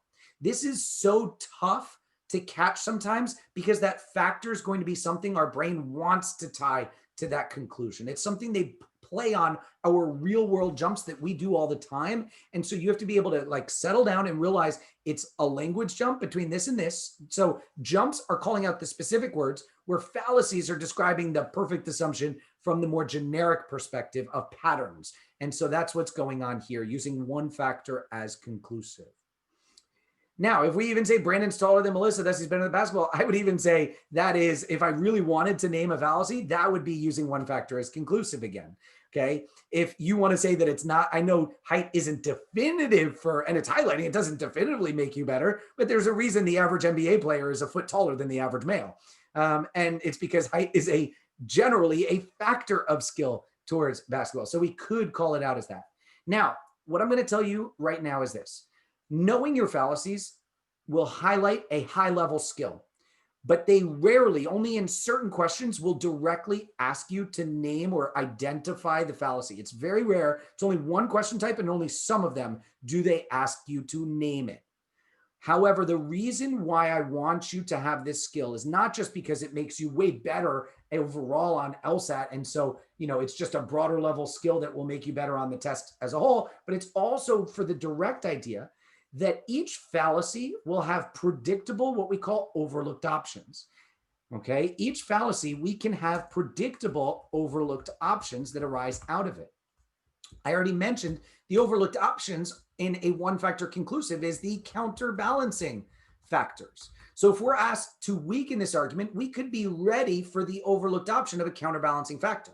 Now, I've brought up the word overlooked option literally from the beginning of the first lesson when we were talking about the cell phone example with my wife, and we started naming the other people it could be. But I want to more formally define that right now. And that's where I had on this assumptions tab, and it's again in the outline, what the overlooked option defined as. An overlooked option is something something unstated that, if true, would be a problem for or would weaken the argument. Now, I put this in this assumptions tab because what I want you to recognize is the definition of a necessary assumption and an overlooked option are very similar. Something unstated that, if not true, would be a problem for or weaken the conclusion. This is something unstated that, if true, would be a problem for or would weaken the argument. So how are they different? Just the word not here. A necessary assumption, we have to do that negation test to see if it creates a problem. What we are actually doing when we negate a necessary assumption is seeing if it's an overlooked option. When they ask you for an overlooked option, they're really testing on necessary assumptions. They're testing on this right circle going on here. So really, when we say we could say they were overlooking that Melissa doesn't have at least $25. That would be a better overlooked option, but we have to be ready for an answer choice that says it's overlooking that Melissa doesn't even have $1 in her Venmo. And that would be an overlooked option, right? It's something that would weaken the argument. And so we have to be ready to recognize that overlooked options and necessary assumptions really stem from the same logic. Okay. And so it's really just the idea that you're only getting necessaries. And what I'm getting at is that overlooked options, when we're talking about highlighting problems here, jumps, fallacies, overlooked options, when we are getting jumps, fallacies, and overlooked options, we have to realize that when it comes to overlooked options, that is, to me, the least valuable analysis, even if it is part of the analysis, because technically overlooked options are only dealing with necessary assumptions rather than accounting for the sufficient side of the equation. I want to train you to develop the ability to call out a perfect assumption. Jumps and fallacies are more encompassing of the whole argument. Necessary assumptions are only half the battle, and overlooked options are like the symptoms of those broader problems. So if we can understand the broader problem, we will be better prepared to come up with the correct overlooked option in terms of where they're going with it. So that's what we're going to be doing there. And I highlighted this first factor there because I'm just previewing this and I'm not actually going into it. It's going to be next lesson that we really break down all the fallacies. I'm going to lead the way in highlighting the rest of this. So anyone who intentionally makes a person cry is acting immorally. This shifting intent is going to be the improper use of a word or a language shift or improper usage of a word where they shifted the word intentionally for one usage over here and they use it wrong over there. So that's going to be a fallacy we learn about later. It's not one of our big three. Anyone who studies for Professor Jones' exam will get a good grade. Brandon refused to study, thus he will not get a good grade. Now this is if you study, then you will get a good grade. Brandon is refusing to study. This is trying to play off of, it's trying to apply the rule from this. This is conditional reasoning in this statement, and they're trying to apply it, but they're doing the opposite of the if. They're trying to do the negative flow of if A, then B. Brandon doesn't have A. I realized typo there. Thus, not B, which is that inverse logic. And so we want to recognize this is that confusing necessary with sufficient condition going on here. Nope, didn't go in. Confusing necessary with sufficient conditions. If you even call it incorrect contrapositive, that's okay. Inverse, converse, that's good. But this is the language that they'll actually use on the LSAT at times, the rare times where they do test on it. Now, if I was to think about this, and this is why I'm leading the way in this one, because I want to highlight not every invalid argument can be all jumps, fallacies, and overlooked options. It's a lot of them are, like this has all three, but a lot of them are not. This one, if we were to analyze the language, he will not get a good grade. And that's tying Brandon with not getting a good grade. We have evidence about Brandon. We have evidence about getting good grades and not getting good grades. And it's good grades is tied with studying. And we can tie Brandon to not studying. So we kind of have language in line here. It's really just, so the jump, there really is none. Okay. It's just a broader fallacy jump of confusing your necessary with sufficient conditions. They have the if-thens done wrong. So that's what we're going to do there. Now, these last couple, I just want to bring up and call on someone, and then we're going to take a quick break. Actually, you know what? I see the time. We've been going a long time. We're going to take our 5-minute bathroom break, water break, whatever you need. I need to refill my glass, use the restroom real quick. So my clock says 3:48 and 30 seconds. We'll start around 3:53. When my clock says 3:53, 3:54, we'll get going. So we're going to take a 5-minute break. We'll come back and finish up with these final examples.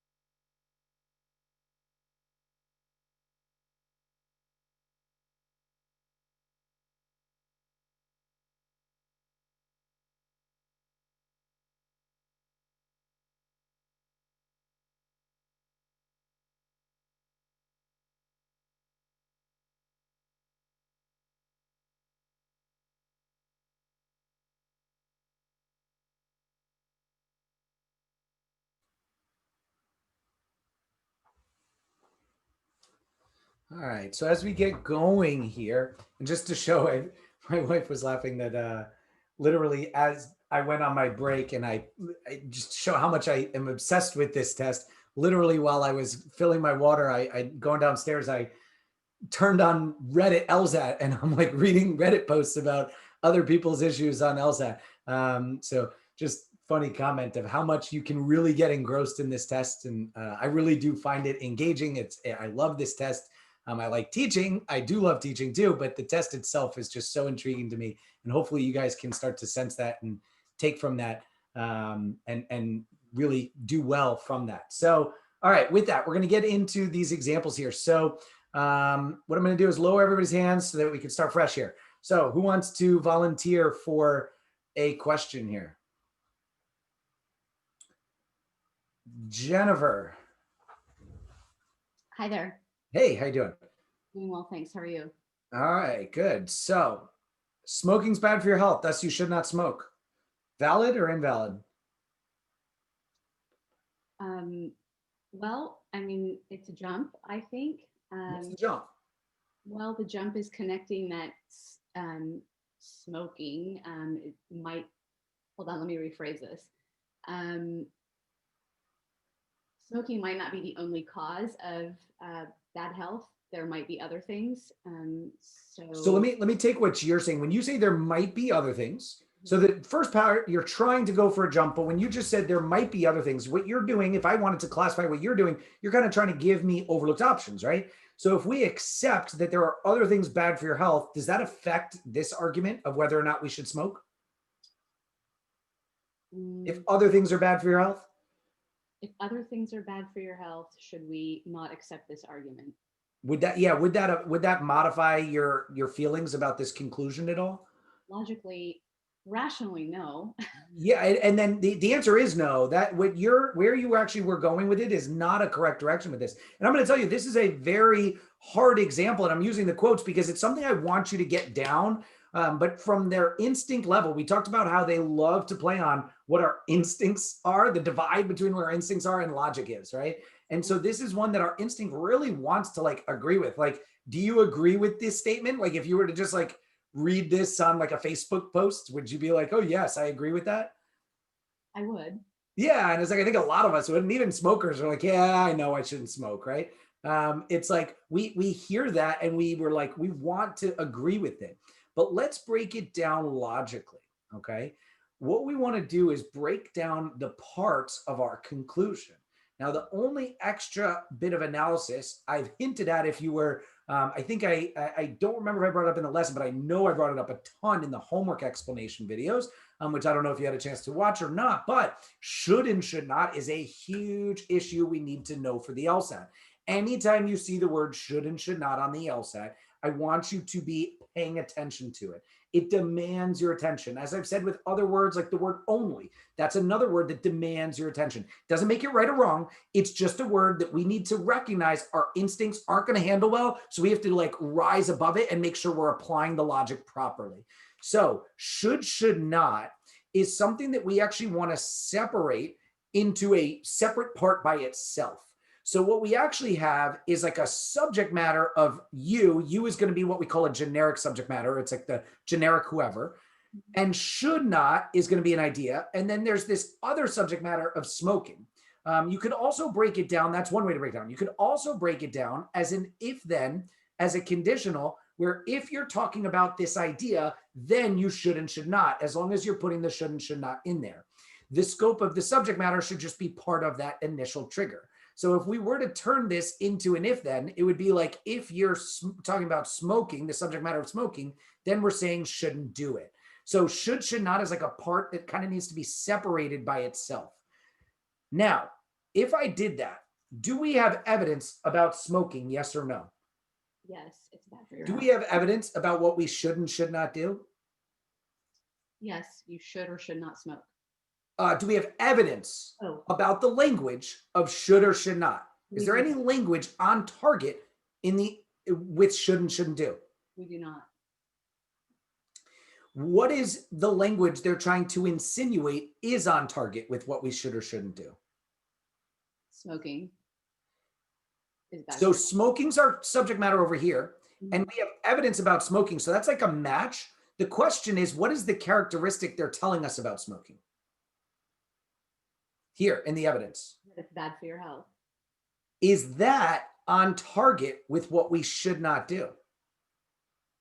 Is that a logical jump?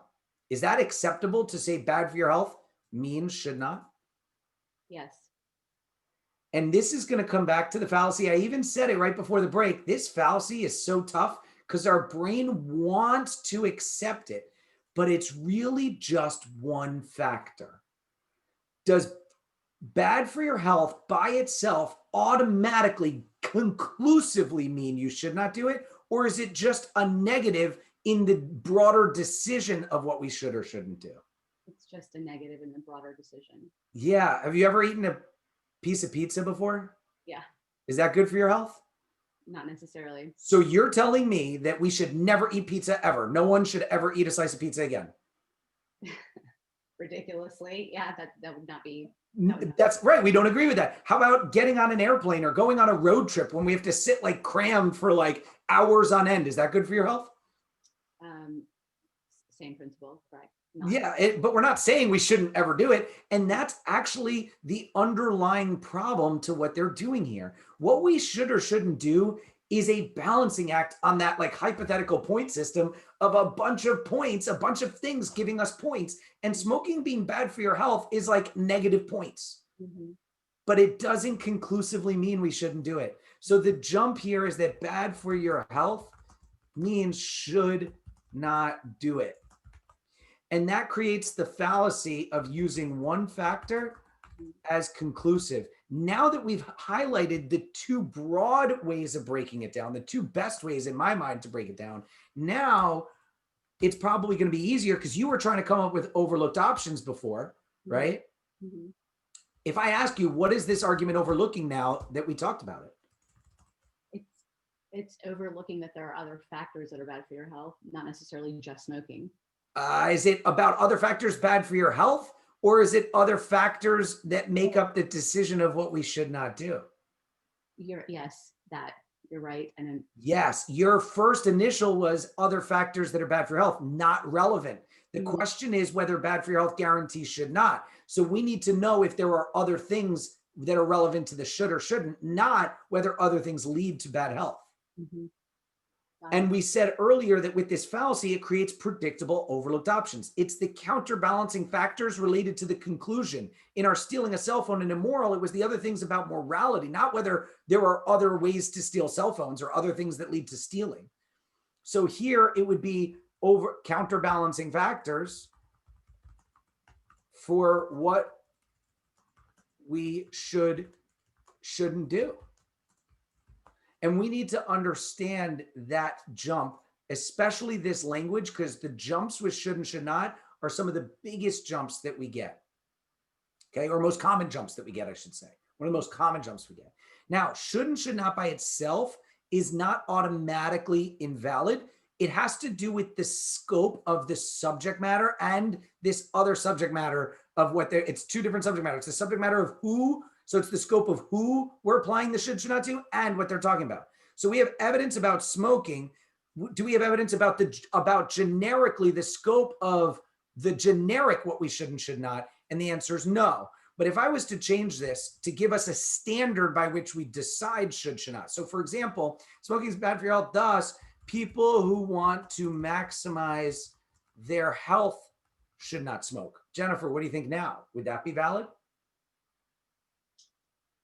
Those people who want to maximize their health shouldn't. Yes, it would be valid. Yes, because we can tie smoking with the should not to the wanting to maximize their health. That's like your should not standard.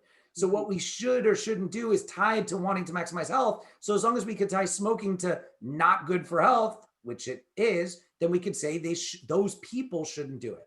So when you see should not, we have to ask ourselves, do we have a standard for what we should or shouldn't do, or is it the one factor conclusive idea? All right. Great. Okay. Thank you. That one factor conclusive, I think, was the defining moment in that. Yep, absolutely. Thank you for the time. I'm going to call on someone else now. Jalen. think I clicked on you. Yeah. Yeah, I'm here.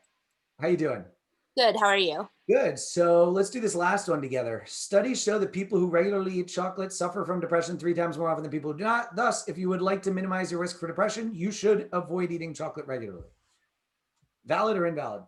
Invalid. Why?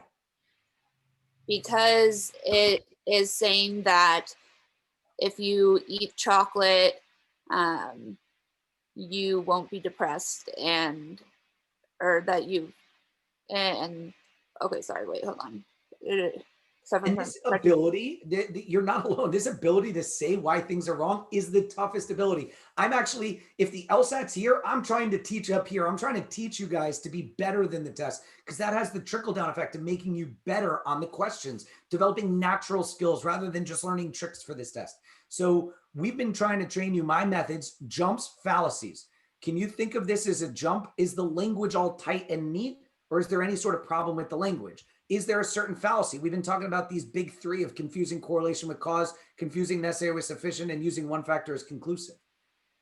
Yeah, I think it's confusing correlation with cause. And so now it's if you don't eat chocolate, you won't be depressed. And so it's making that. So the conclusion is based on the idea that avoiding eating chocolate you will minimize your risk. And I will clarify, it doesn't say you won't be depressed. So this is where I can catch those subtle things even when you're just saying it. You said they won't be depressed. This is, they would minimize risk, right? So that's technically a little different, but I'll look past that for a second. So besides that, it's saying that if you don't eat chocolate, if you avoid eating it, it's going to minimize the risk. And that creates causality, right? That the action of avoiding eating chocolate would lower risk, or vice versa, that the eating the chocolate would increase risk. Right. Now, is this statement creating a causal relationship? So let me actually take a step back. At a language level, does this statement create a language connection between at least the topic, subject matter idea of chocolate and depression? Yes. Yes. So this is why we know it's not a language jump, okay? Because it's actually tying the language together fine. But is it actually creating cause, or is the degree just mere correlation here? Just correlation. Yeah, and this is one of the, if you go back to the outline from lesson 1, this is the most common one. I have it as the #1 correlation. We call it a statistical correlation. People with X are more likely to have Y than people that don't have X. They do that literally multiple times per section every time. So studies show that people who eat chocolate suffer from depression more often than people who do not. That's not saying that the chocolate is the reason for the depression. Right. All right. So this isn't a language jump, so there is none, but it is the fallacy of confusing correlation with cause. Now, if I asked you, what's an overlooked option here? What is it overlooking? Other reasons for depression. So, and this is where I want to get, we're going to get much more into this next week, but I'm going to preview the correlation cause. We were talking about how every fallacy, the better you understand the fallacies, one of the things of understanding fallacies is understanding the overlooked options that arise out of them. There are 2 specific overlooked options they test on in correlation cause all the time, and we need to be ready for them. So it's overlooking cause and effect are backwards. Okay. And the other one is overlooking underlying third factors that independently cause the correlation. So cause and effect backwards. Maybe depression is causing people to go eat chocolate. Right. Right? It's not chocolate causing depression. It's when you're depressed, you're going to go eat chocolate. Maybe. And that would be something that would be a problem for concluding that avoiding chocolate is going to have anything to do with minimizing the risk for depression. For sure. Now, underlying third factors. Can you think of an underlying third factor? Maybe like if you're overweight, you might be more depressed. Well, what's interesting there is that would actually be more of like an indirect cause though, because I think what you're getting at, eating chocolate leads to overweight, being overweight leads to depression. Okay. Is that what you're getting at when you say overweight? Yeah, kind of. Because you would have, my point is this, you'd have to tie it back to the chocolate. And the only way I see, it's not like being overweight, you're saying is causing the chocolate, or are you saying that the chocolate causes us to be overweight? And without any clarity, then it wouldn't be a correct answer. Right. How about just unhealthy lifestyle though? Let's go to that. Okay. In unhealthy lifestyle, does that lead to eating chocolate? Yeah. And will that lead to depression? Yes. Like if you are a very sedentary lifestyle, people that live sedentary lifestyles tend to eat more chocolate and they are more depressed. Yeah, that's that's what I How about otherwise like stress? Really stressful jobs. Yes. Stress can trigger stress eating, right? And Yeah. stress can trigger depression. And so chocolate has nothing to do with depression. It's just that underlying third factor. Correct. All right. So that's what we have to be ready for with correlation cause. There's going to be a lot of nuance to correlation cause. A lot of these have a lot of nuance, but that's at least introducing these main ideas. All right. All right. Any questions? No, thank you very much. All right. Thank you. All right. So with that, we're going to now bring it back. So that was just come back to this outline here. I've gone through assumptions sufficient versus necessary. We talked about jumps in general, and we have example here. We talked about fallacies and the general idea of fallacies, and we talked about overlooked options of how they kind of arise out of it. And they are things that would just is kind of defining them as being problems for the conclusion. Now, as I end the concept lesson here on the outline, what I say is, remember that we can, in any given problem, use all three methods for describing the problem, okay? But we can't do all three at all times, just like I had there, okay? Now, remember also a takeaway, overlooked options are just half the battle, which is why jumps and fallacies are ultimately better. Now, let's start applying this to actual questions. So when we get into the question types, this logical reasoning question types part 2, we're going to get into this family that's actually the biggest family of logical reasoning, and we call it the invalid family. It is questions that we know going into the stimulus. If you read the question stem first and you see one of these questions, you will know for a fact the stimulus is invalid. So it's like when I ask people like, is it valid? And they said yes. I'm like, but it says invalid at the top. It'll be like that. We know it's invalid. They're signaling to you by virtue of the question that the argument is invalid. We have to figure out why. Jumps and fallacies are the best. At the very least, if you could come up with an overlooked option, that at least starts to highlight this idea. Now, this overlooked option idea is something that we said you can become that much better with, the better you are at catching jumps and fallacies. Okay. Now, I will say this, though, about overlooked options. As much as it's half the battle, it's the one that you can, in theory, do every single invalid argument. Every invalid argument has an overlooked option. Not every invalid argument will be a jump. Not every invalid argument will be a fallacy, but every invalid argument will have overlooked options. Being able to come up with that overlooked option is actually the skill.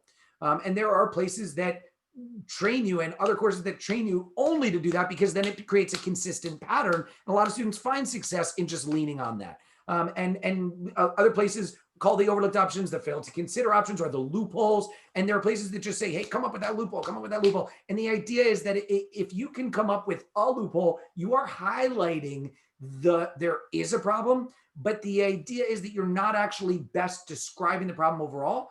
And the odds that the correct answer, when we get to these actual question types, the odds that it's going to relate to your overlooked option is not actually very high if you're not doing it in line with the broader problem. So if you're not seeing the jump, when you're not seeing a fallacy, when there is one, then your overlooked option could be over here when they're more likely to head that direction. So it comes back to predictability of where they're going. All right. I also want to highlight with this some other things, that tendencies I hear. People are trained sometimes to come up with whatever the most ridiculous option is. Like if you could even come up with a ridiculous one. Remember, at the end of the day, though, there is the element of this test where we have to accept LSAT common sense standards. And so even if you come up with like a ridiculous overlooked option, that may not actually highlight that it's invalid within the umbrella of LSAT common sense. So that's why I don't lean on overlooked options. I don't like to emphasize them, although they are super common as potential answer choices. So as we get to these questions, a lot of these questions will relate to overlooked options as we get to the answers. Now, when we get into the invalid family, we know we were just talking about that. Getting into, more specifically, we're going to get into the first main question type, which is necessary assumptions, one of the most common invalid questions.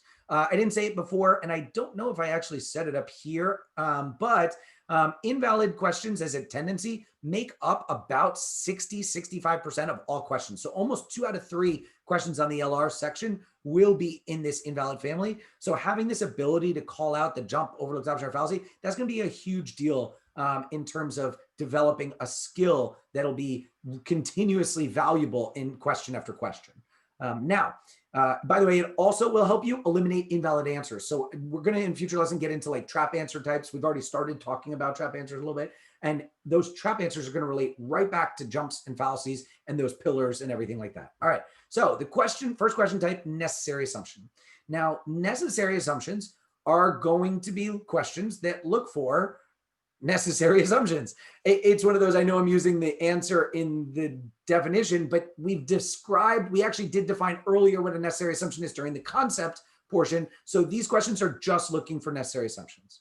Okay, so what we want to do is try and pre-answer by catching jumps or fallacies, or at the very least, an overlooked option, as it says right here. Now, I will say there is a majority of necessary assumption questions. The jumps are going to be, there's going to be jumps. Not every necessary assumption. I don't say every, majority. I'm not even saying a huge overwhelming majority. Some questions will be a huge overwhelming majority. These are just about like a little over half, but it is over half of necessary assumptions. If you can catch the jump, you're good to go. Okay. Now, I have to use the June 2007 free test, so I don't get to like cherry pick the best examples. I'm just going to do every necessary assumption that's in the June 2007 test. Now, when we go to the answers though, regardless of whether we can pre-answer or not, whether we catch it, you miss it, you think it's not there, sometimes there is no pre-answer. There's nothing to pre-answer. When you go to the answers, you have to do that negation test. If you're not doing negation tests in necessary assumptions, then you are not doing it right. Okay, it's something that as a concept, our brain stinks at trying to handle necessary assumptions without taking that negation test step. The only exception, there's one exception to the negation test for me. If you pre-answer and you think you have a perfect assumption and the answer choice is exactly what you pre-answered, then pick it and move on. Okay, it sometimes can be confusing to negate when you already have the jump. If you have a jump and it's there, pick it. Trust that your instincts were right with the pre-answer. But if you're at all hesitant, even a little bit, do the negation test. An easy way to remember that necessary assumptions are ones that we should be doing the negation versus sufficient assumptions, we will not. Okay, and the easy way is think of it as alliteration.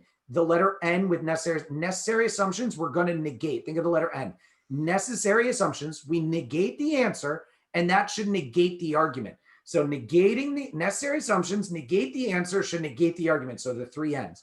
If you think of sufficiency, it's like three S's. Sufficient assumptions should be super supporters of the argument. They don't just support the argument, but they're super supporters in that they should actually prove the argument true. So that's the way, that's the little alliteration to remember the difference between necessary and sufficient assumptions. Now, the way to identify a necessary versus sufficient assumption has to do with the question stem itself. A necessary assumption is going to have some sort of word of assumes. There's a synonym for assumption, the word presupposes, that we'll see at times.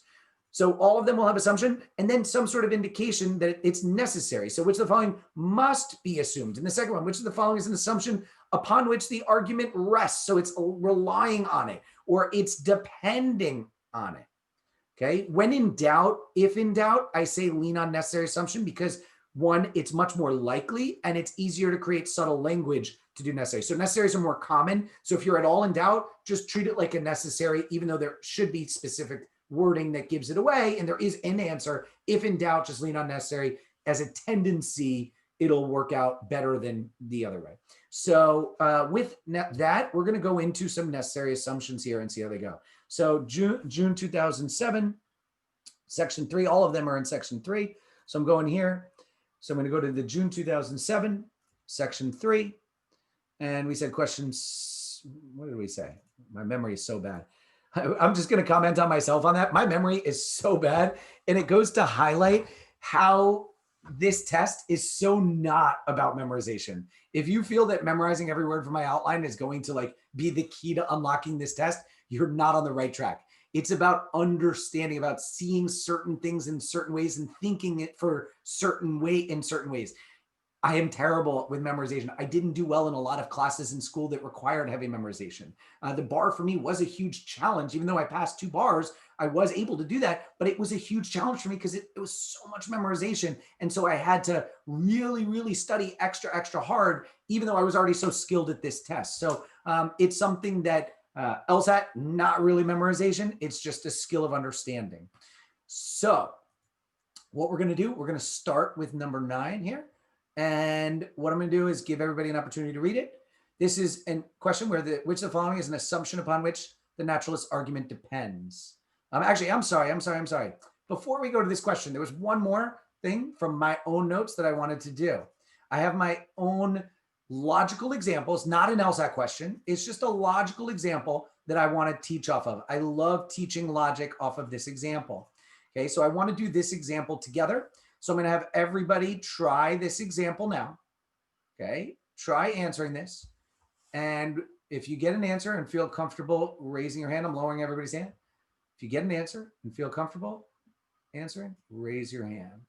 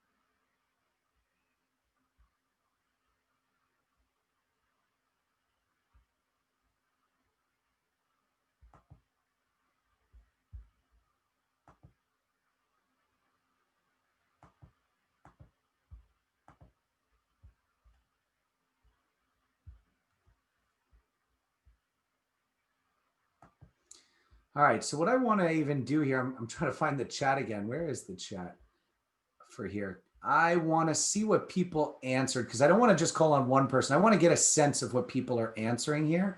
Oh, there's the chat button. All right, so we got a whole bunch of responses. I'm going to start reading them. We got a whole bunch here from just the last minute. All right, we got hundreds of people in this meeting here. So I'm going, we got B, B, B, B, B, B, B, B, B, E, B, B, B, B, B, B, B, A, B, C, B, B, B, B, B, A, B, C. Reading it here, B, B, B, B, B, B, B, B, B, B, B, a bunch of B's, A, B, C, B, A, B, B, D. Okay, so we got a whole bunch of B's, a couple random of the other ones, but B seems to be the overwhelming favorite. Now, I'm going to call on someone. So I'm closing the chat box, so I'm not going to see it anymore. So you guys can stop replying. But I'm going to call on someone here. Aaron, how you doing? Doing well. How are you? I'm good. What'd you pick? I did not pick B. I picked C. C. Interesting. So let's go to B first. Let me break it down. You know what? Aaron, I'm going to call on you later, so stick with me, but I'm going to call on someone that did B just because B was so far and away the most popular answer. All right, but stick with me. So I'm going to keep you at the top of my screen. I'm going to mute you for a second though. All right, so let's go to Jessica.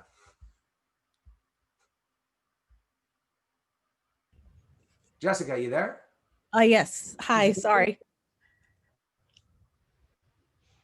Jessica? Can you hear me? Yeah. Can you hear me? Yep. Okay. Did you pick B? I actually picked C. You did as well. Okay, interesting. So I'm going to, just because the chat has so many B's, I'm going to do the same thing. I'm going to mute you. I'll make sure to call on you for something else in a bit. But I definitely want to get somebody with B just to hear the reasoning behind B for all those people who did pick B. I want to hear that reasoning. So Nataki? Yes, can you hear me? Yes. Did you pick B? I did pick B. All right. So why? Why'd you pick B? You're with the masses here. So maybe your reasoning's representative of everyone else, maybe not, but at least we're on the right, track of what everybody was picking here. So why'd you pick B? Okay, well, it's funny because how you said earlier, like if you come up with an answer and that's your, I forgot how you managed Yeah, it. if you pre-answered it and you see that answer, just jump on it, right? So that's what I did. So I Yeah, read. so what was your pre-answer? If I'm to write out here, you pre-answered with what? I pre-answered after I read birds came into existence 20 million years ago, found a fossil of okay, so after I read the second sentence and it said, however, paleontologists found a fossil of feathers, therefore we can conclude, etc. It did not say when using the terminology that I used earlier to analyze a mistake. So this question is a necessary assumption because they're saying depends on assuming. Okay, Yes. so it's a necessary assumption. We got to figure out what's wrong with it. That's what I want in general. Just figure out what's wrong. Jumps and fallacies are the best way. Did you see this as either a jump or fallacy? I saw it as a jump. Yeah, what jump? That because paleontologists found a feather from 50 million years ago, then the jump was, therefore we can conclude that birds. But it didn't say that. So let me pause you for 1 second. Okay. You are on the right track, but you included too much. You're giving more of what I call a summary, which is the whole summary of the evidence and all of the conclusion. What I want you to do is be able to pull out just the part of evidence and conclusion that is problematic. So what's the jump? What would you say the jump is from what to what? That the feather is from a bird. Feather to bird. And I'm assuming that everyone who got B was able to see that as well, right? So Okay. feathers and birds. Now, would you agree that it's feather, arrow, bird, or is it bird, arrow, feather? I would agree that it's feather, arrow, bird. Okay, so our jump is, we're going to take away the word pre-answer. So our pre-answer is a jump, fine. So you pre-answered here to give it a little formatting difference as a jump of feather to bird. So B is feather, arrow, bird? Yes. Oh, no. Ah. What is B? B is birds, arrow, feather. Birds, arrow, and that's the same thing? Feathers, arrow, birds, and birds, arrow, feather? It's not the same thing. Oh, it's definitely not the same thing. One of our classic trap issues and classic logical concepts, that is the conditionality coming into play in relation to our jump. So there's no conditional reasoning in this argument, right? There's nothing in this argument that's an if-then. But when we get a jump, we got to make sure we recognize that there's a direction of the jump because they could easily get you by flipping it around. Yeah. Okay, now that's to me the easiest way to get rid of answer choice B is to realize that instead of feather, arrow, bird, this is birds, arrow, feather. But if we were to do the test for necessary assumption, we said it's the negation test. Now, what is the negation of B? Oh boy, all birds have feathers. So what would be the opposite of saying all birds have feathers? Okay. Not all birds have feathers? Perfect. I really like how you turned all into not all. If you were somebody at home saying none or no birds have feathers, that's not correct. Remember, this is actually something we discussed and is in the outline in lesson 1. But when you have one of those strong, semi-strong, weak words, you have to make sure you're not just negating positive to negative, but you negate strong to weak and weak to strong. So this is a strong word in the positive. So not only making it negative, but it has to be that weak, which is not all birds have feathers. So that is correct. So let me ask you, Nataki, is that correct? It is. Yes. Okay. Nataki, you and me are paleontologists. We have our hard hats on. We're at a dig site. And we have always believed birds first came, modern science believes that birds came about 20 million years ago. And we just found this fossil of a feather. And we just found out that it's 50 million years old, this feather. And you are super excited that you think we just found the oldest bird ever. Like we're going to be in the news and you're ready to like tweet it to the world that we just found this oldest feather. I mean, this oldest evidence of the oldest bird ever. And I said to you, hey, Nataki, before you go and tweet it and put our reputations on the line, did you know that there are some birds that don't have feathers? Would that actually change your mind at all? It would. I just don't understand why. It would. So remember, if it would weaken, then it actually would be the correct answer. And this is where it's still challenging. And it's very normal, the response you're giving me, that you're like, but I think it would weaken. It shouldn't. Because if I said, hey, did you know that there are certain breeds of penguin that live in Antarctica and have no feathers? And they are technically birds? Does that change your mind about what this feather is? Remember, we're holding a feather in our hands. Yeah, it does not change my mind about what it doesn't change your mind. If there are birds out there that don't. Now, for anyone else that's still confused, again, it's still very normal to think that way, but technically it's not. And I'm going to highlight this idea that B would not actually weaken with the negation by just subtly changing the subject matters from feathers and birds to a different animal with a different characteristic. Okay, so if I said to you, actually not if I said to you, if during this session, I heard it a little bit going on, although I don't know if you guys can hear it, there was barking going on in the background. And I said, oh, my pets, they get so loud. Nataki, what kind of pets do I have? I'm scared now, but I would say dogs. Yeah, right. I mean, I think everybody's thinking dogs, right? Yes. And what's the assumption there that when you hear barking, you're thinking dog, right? Yes. If I said to you, wait, but before you conclude I have dogs, did you know that there is a breed called the Basenji that doesn't bark? They are the barkless dogs. That wouldn't help me. That wouldn't be relevant, right? Yes. All it would tell you is, great, I don't have Basenjis. Yes. Right? It's not relevant to what type of pet I have. That's the same thing as saying not all birds have feathers. And so it's very tempting. I can recognize that, which is why I come back to saying the best and easiest way to avoid answer choice B is from the pre-answer of knowing feathers are all birds, and this is just backwards. Yes. But technically at the negation level, it doesn't really affect it. Yes. All right. So I'm going to ask one more time here. I'm going to continue here for a second. So we need to do that negation test. Okay. If I negated A, what would be the negation of A?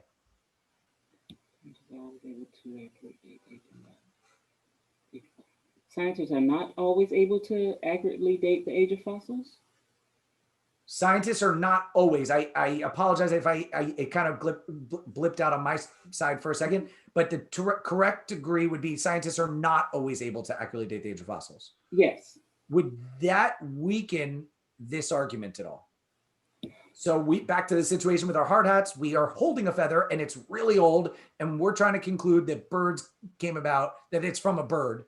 If we know that scientists, so we found a fossil, we know it's from 50 million years ago, and we're trying to conclude that birds came about 50 million years ago, and we find out that scientists are not always able to accurately date the age of fossils. Would that affect your opinion at all? It would. In what way? What's the implication there? That maybe the dating from the 20 million years and 50 million years, if scientists are not always accurately able to date the age of fossils, then that happens. Yeah. Now let me ask this: is the 20 million even relevant to our conclusion at all? It's not relevant. The 20 million is not, but what about the 50 million? The 50 million is, because that's so if it's not, you're trying to say, hey, wait a minute, if this isn't actually 50 million years ago, then it's going to affect my conclusion, right?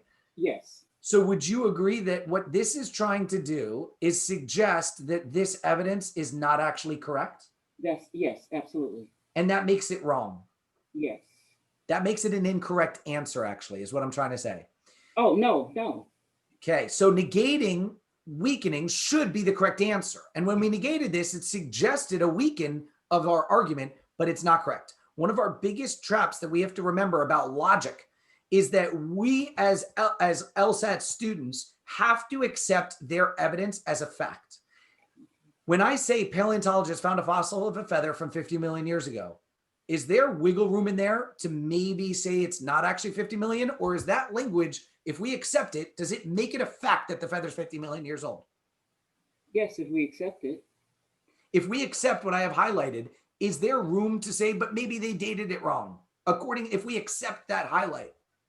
If we accept it, there's no room to. There's no room. Let me clarify. If they said recently, however, paleontologists found a fossil of feather and they dated it to 50 million years ago, if I change that language, would that allow us to kind of question it? Yes. Yes. If they attribute the date to them dating it, if there's a source, now you can start attacking the source, is what it is. Yes. What they're trying to do here is attack source, but we don't really know the source. And so what ultimately ends up happening is the only way this is relevant is if you're trying to go against evidence. And as a rule of thumb, you can never attack evidence. Okay, yes, got it. All right, so that's another trap answer. Wow. All right, so let's go to C. What do you think of C? Nataki. Yeah, what do you think of C? What was your first thought when you read C? I immediately threw it out. Immediately? Why'd you immediately throw it out?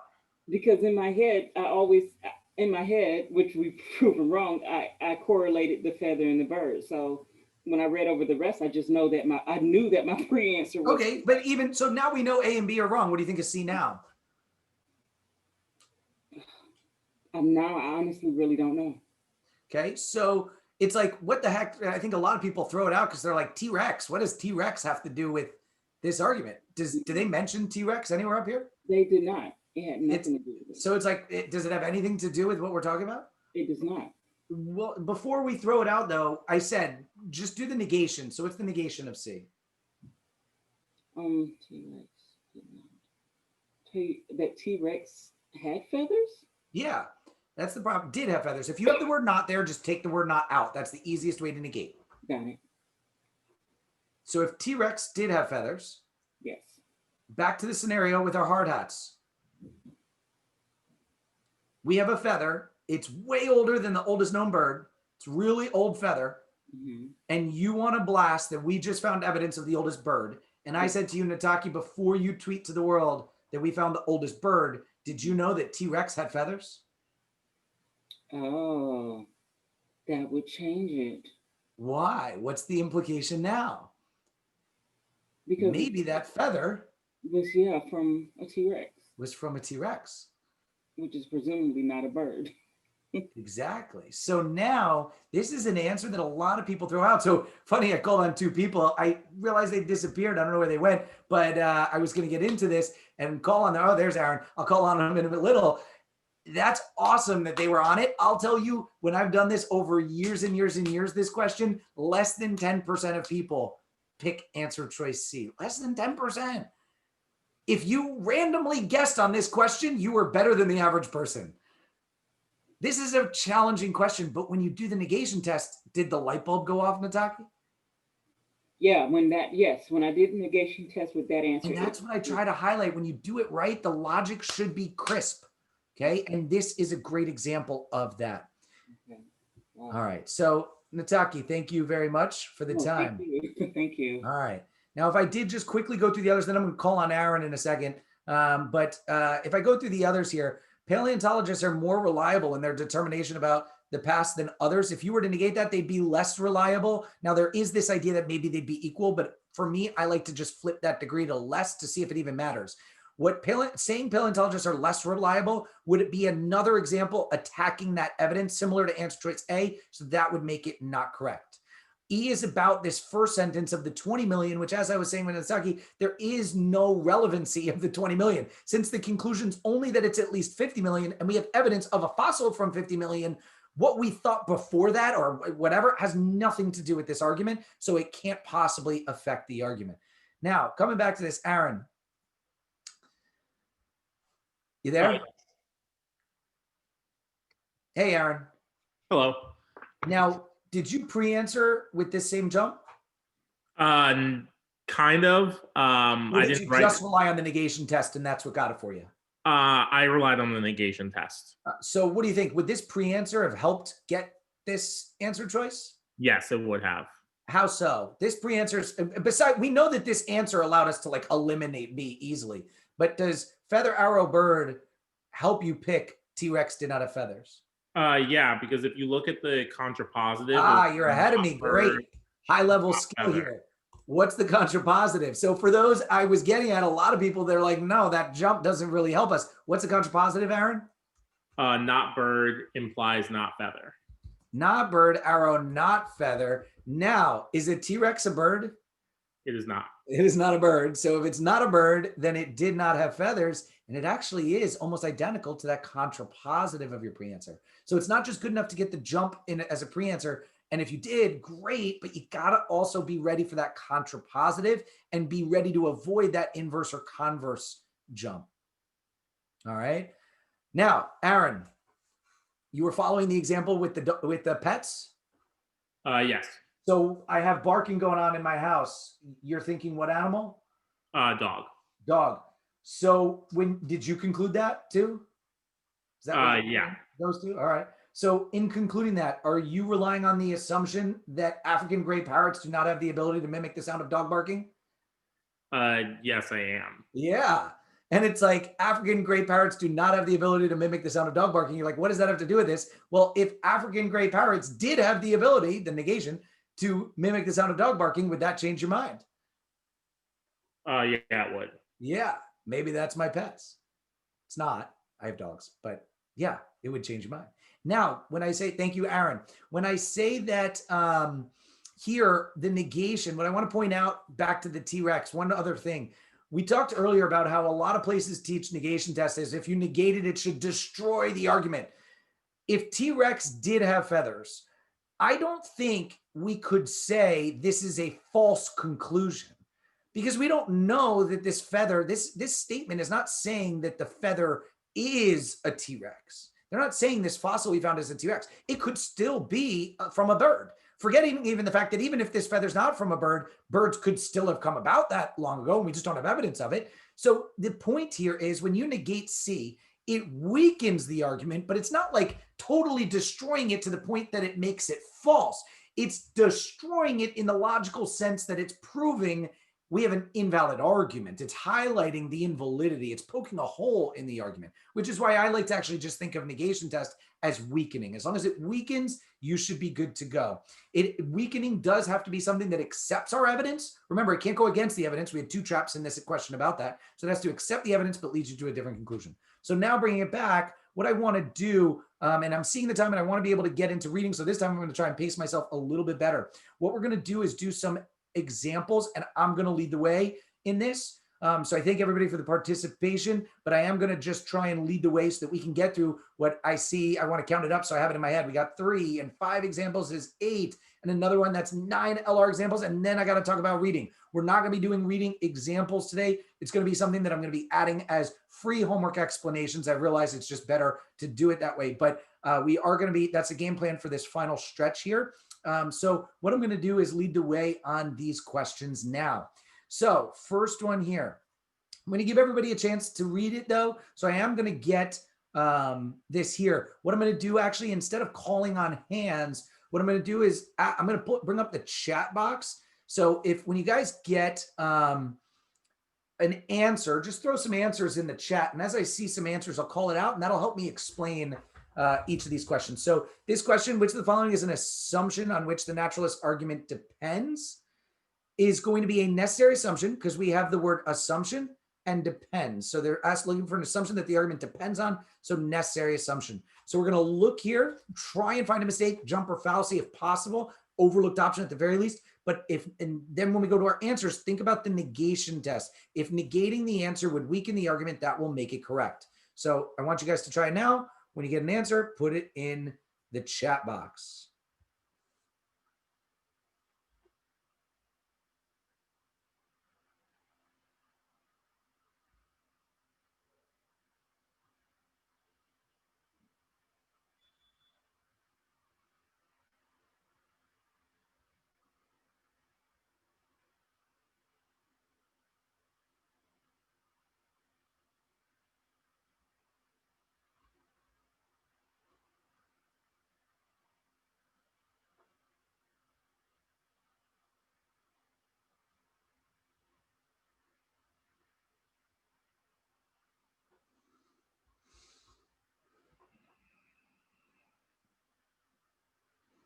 All right, so I'm starting to see answers come in, and so I'm going to start breaking this down. So conclusion here is that the Tasmanian tiger no longer exists. And what they're trying to do is say that they no longer exist, and what they're doing is they're saying that there was people, where is it? Naturalists working in the region have discovered no hard evidence, and therefore it's no longer exists. So this is a jump that as long as you don't have evidence, then it factually doesn't exist. That would be the way I'd pre-answer this. If there's no hard evidence, and not of Tasmanian tigers, I want to be clear, it's just the characteristic of no hard evidence of something's survival, then we have a jump to no longer exists. Now, in terms of the correct answer, the most popular response I'm seeing is answer choice D. So let's go to D. Tasmanian tiger did not move and adapt to a different region in response to that.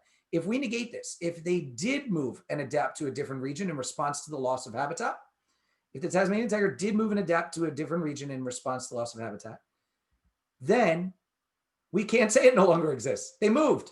That would take this evidence. Look, we have no hard evidence. That's fine. It's still accepting the evidence. So it's not going against the evidence. It's just saying that it's leading to a different conclusion that they moved is totally correct.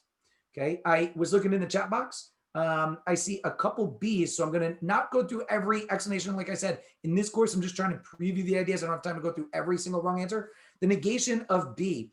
Some scavengers in Tasmania are capable of destroying. We would negate some to the word none. So no scavenger in Tasmania is capable of destroying tiger carcasses without a trace. What that's implying is that they couldn't destroy it without a trace. So if they destroyed it, then there would be a trace, is actually what it's saying. If they destroyed it. But as I keep saying, if they destroyed it, that's actually the logic of B if you negate it. If they destroyed it, then there would be a trace. Since we have no trace, which is what we know here, then contrapositive, if there's no trace, then they aren't capable of destroying it. Great. So they're not capable of destroying. That would prove whether or not they exist. Just the ability to destroy it is not relevant to whether or not it exists. So that's why question 9 is that way. Now, there was a big debate in the chat while I was looking at it. So I want to go back to one thing really quick. I know I'm like ADD here, just to clarify something about that going against evidence. The negation of answer choice A. Scientists are not always able to accurately date their fossils. No, what there was the argument over was, would that actually prove this wrong? And the answer is actually no, as much as I said earlier. So I'm going to get more technical, and that's why I want to do it, because I did one of those like shortcuts that's not logically correct, but I want to explain. So the idea that scientists are not always able to date the age of fossils is implying something against the evidence. So what I want to say is this: if you have an answer that's implying something against evidence, it's wrong. But the negation will never actually go against evidence. It won't actually counter the evidence. If you negate A, it doesn't actually prove the evidence wrong. The degree of the negation is scientists are not always able to accurately date fossils, which just means that there are at least some occasions, at least one occasion, where they don't accurately date it. That would not disprove this one, because the negation of A would allow for them to very often be correct. And so this could still very well be correct. And because we accept evidence, it is in fact correct. If somehow we had a statement that says scientists are never able to accurately date it, then maybe you would have an issue of like, wait a minute, that's definitively going against the evidence. I'd still point out, no one said scientists were the one that dated it. Okay, who else would date it? I guess you could get into the common sense debate, but they never actually said it was scientists. So those are two reasons why the negation doesn't actually go against. So the takeaway, if negating seems to go against evidence, that's just a reason to avoid it, because it never can. And if it does, and then the reality is that it never actually will. When you do the negation properly, they never word it in a way that if you negate it would go against the evidence. They're very good at this test. Are there examples where someone was like, oh, they would have flagged it and removed it? It happens, but very rarely. And this is not one of those times where they would have done that, because the negation allows for that evidence to still hold true. So I just wanted to point that out. Now, coming back to this, we do have a few more examples. So I'm going to go to question 11. So same idea. Take a look at this. This is a necessary assumption. Depends on assuming. Try it. Negate. Try to catch something here. Negate the answer. See which one weakens. I'm going to hold the chat up, so when you get an answer, point it out.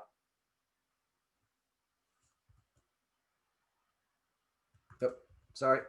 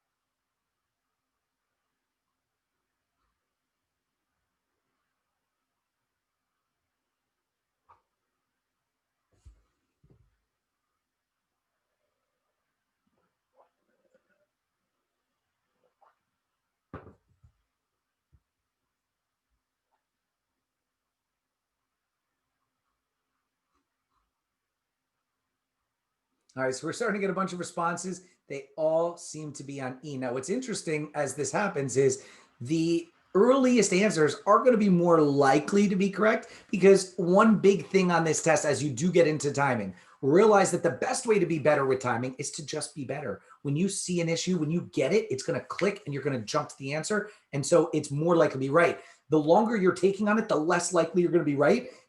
Now that's correlation not to imply cause, that if you do it quick, you're going to be right. The point is, if you're going to be right, then it's probably going to take less time. So what I just want to say early on, even though we'll talk about timing more later in this program, just right now, realize if you're stuck between two, just pick one. The reality is that spending more time on it is going to create what we call a double loss. You're probably going to be 50-50, and no matter how much time you spend on it, you're not going to be able to see the issue. Now, as I'm watching the chat, we have a bunch of other answers of D. It seems to be the common other answer. So we have two. It's very, very common on the test to narrow down to two, and we see two answers here. All right, so let's break this down. So the conclusion is, these results indicate that the levels in saltwater fish are higher now than they were 100 years ago. If we're breaking down the language of this and thinking about the evidence for it, it was comparing, okay, when they say these results, so I'm using the language analysis to say, what are these results? It's obviously referencing something. It's the results of seabirds' feathers of taken from living birds versus the feathers from the stuffed and preserved in 1880. And they're doing a comparison here to say that somehow, since mercury comes from fish and the levels of those are different, that the mercury levels in fish are higher now than 100 years ago. If we go to E and negate it, just take that word not out. The process used to preserve birds in 1880s did substantially decrease the amount of mercury in the bird's feathers. Well, if the process used in the 1880s did decrease the amount of mercury, then when you're looking at that result later to say, well, they got low mercury levels, so it must be related to the fish, that's obviously a big problem. So this is exactly the correct answer. When you negate it, it creates a problem. If we were to negate D, the stuffed seabirds whose feathers were tested for mercury were fully grown.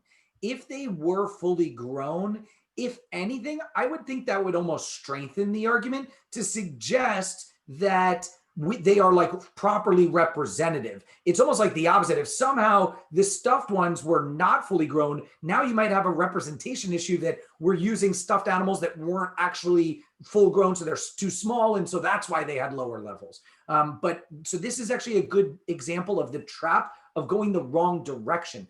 Negating this would almost strengthen the argument. Now, I actually say almost because I didn't remember it, and I was trying to skim it while I was saying it, but I didn't remember them saying that the living birds were fully grown either. And so to truly strengthen it, we would actually want the living birds and the 1880 birds to be the same. So saying fully grown, as long as the living birds were also fully grown, that would have strengthened. But for this question, it's definitely not weakening.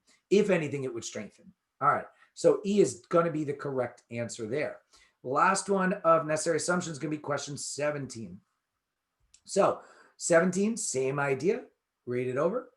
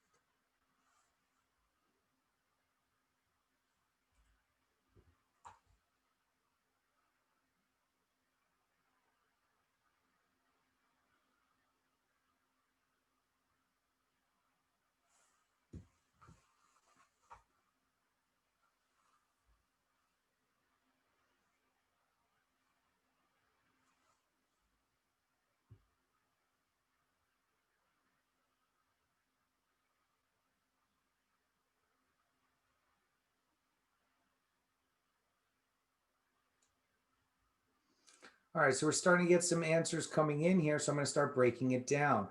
So conclusion, first line, when exercising the muscles in one's back, it's important in order to maintain a healthy back to exercise muscles on opposite sides. This, I just want to point out, does have the advanced structure of multiple conclusion. After all is saying after a conclusion.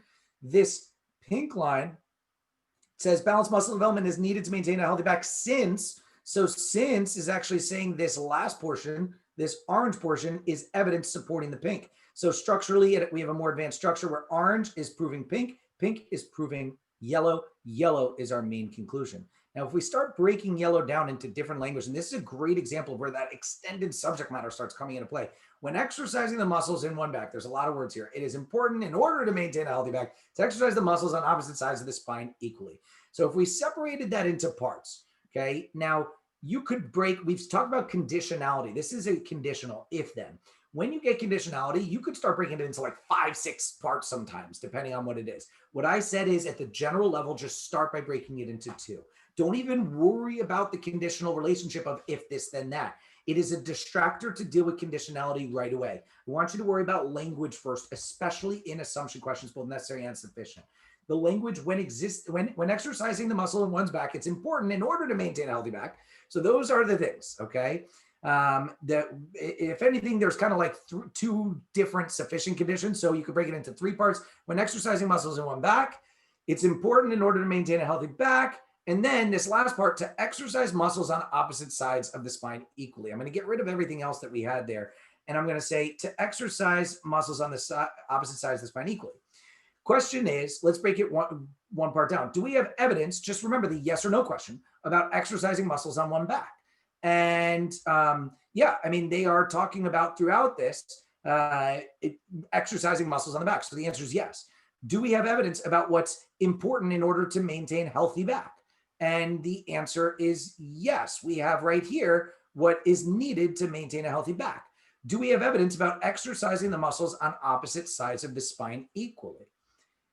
And that's where the answer is actually no. What they actually do is they're using the language balanced muscle development is what's needed. Okay. They talk about muscles on opposite sides. They're not saying exercising muscles opposite sides of the spine equally. They talk about just muscles on opposite sides must pull equally to keep the back in proper alignment. But there's no language about actually needing to exercise the muscles on opposite sides equally. All they say is balanced muscle development is what's needed. And so there's a language jump between your orange and pink. Okay, the most common answer we saw was answer choice B. Let's analyze if that blends that jump. Exercising the muscles on opposite sides of the spine unequally tends to lead to unbalanced muscle development. So what they're saying here is if you don't have pink, then you don't have orange. The question is that the correct jump? Now, if I was to do it, the jump, I should have actually done it before as a part of the pre-answer. Is it if pink, then orange, or if orange, then pink? The general answer when in doubt, as just a generality without talking about logic, is it's generally going to be if evidence, then conclusion. Since this part of orange is from the evidence, it's going to be if orange, then pink. Contrapositive then, if not pink, then not orange, which is what B is saying. This follows that generality. Now, at a logical level, the answer is it's basically always going to be if evidence and conclusion, with the only exception being, and I realize I'm going to probably confuse some people, and it's really hard to give it an example, give it without an example. I mean, I don't have the time to go into it totally now, but I'll say it so that I at least have said it. And then in examples later, maybe in the homework, I'll be able to point it out. The only time you would have a jump between a piece of evidence and conclusion, where the direction is if evidence, then conclusion, is if the part of the problem from the conclusion is a sufficient condition. If it's a sufficient condition, it would remain the if in your jump. So if somehow the yellow was part of the problem and they were trying to connect yellow with orange, it would still be if yellow, then orange. But forgetting all that, don't worry about that. That's a very advanced thing that doesn't really show up too much. Just know that the jump was between pink and orange, and it's if orange, then pink. B is that contrapositive, and it's perfect. If you were to negate it and you said exercising muscles on opposite sides of the spine does not tend to lead to unbalance. Now, tends is a semi-strong word. So instead of saying it tends to, semi-strong stays on that same plane. So it's going to say instead of 50% yes, 50% no. So exercising muscles on the opposite sides tends not to lead to unbalanced muscle development. Well, if it's not going to lead to unbalanced muscle development, and that's what our evidence established is needed for maintaining a healthy back, then why do we need to avoid pink? Or why do we need to do pink rather? Why do we need to do pink? If avoiding pink doesn't create the thing that's a problem, then why do we need to avoid it? So it would be a problem. All right, so that's going to be the answer to that one there. I saw almost everyone picking that one, so I'm not going to go through all the answers of why it's wrong. as I keep saying in this course, we're just going to keep moving with that. So sufficient assumptions, we've already talked about the concept. We need answers that are going to prove the conclusion right. So we're going to jump right into our examples here. We got a few of them in section 2. So section 2, 6 is the first one. So everybody pick it, read it, pick an answer. When I see the answers start to come in,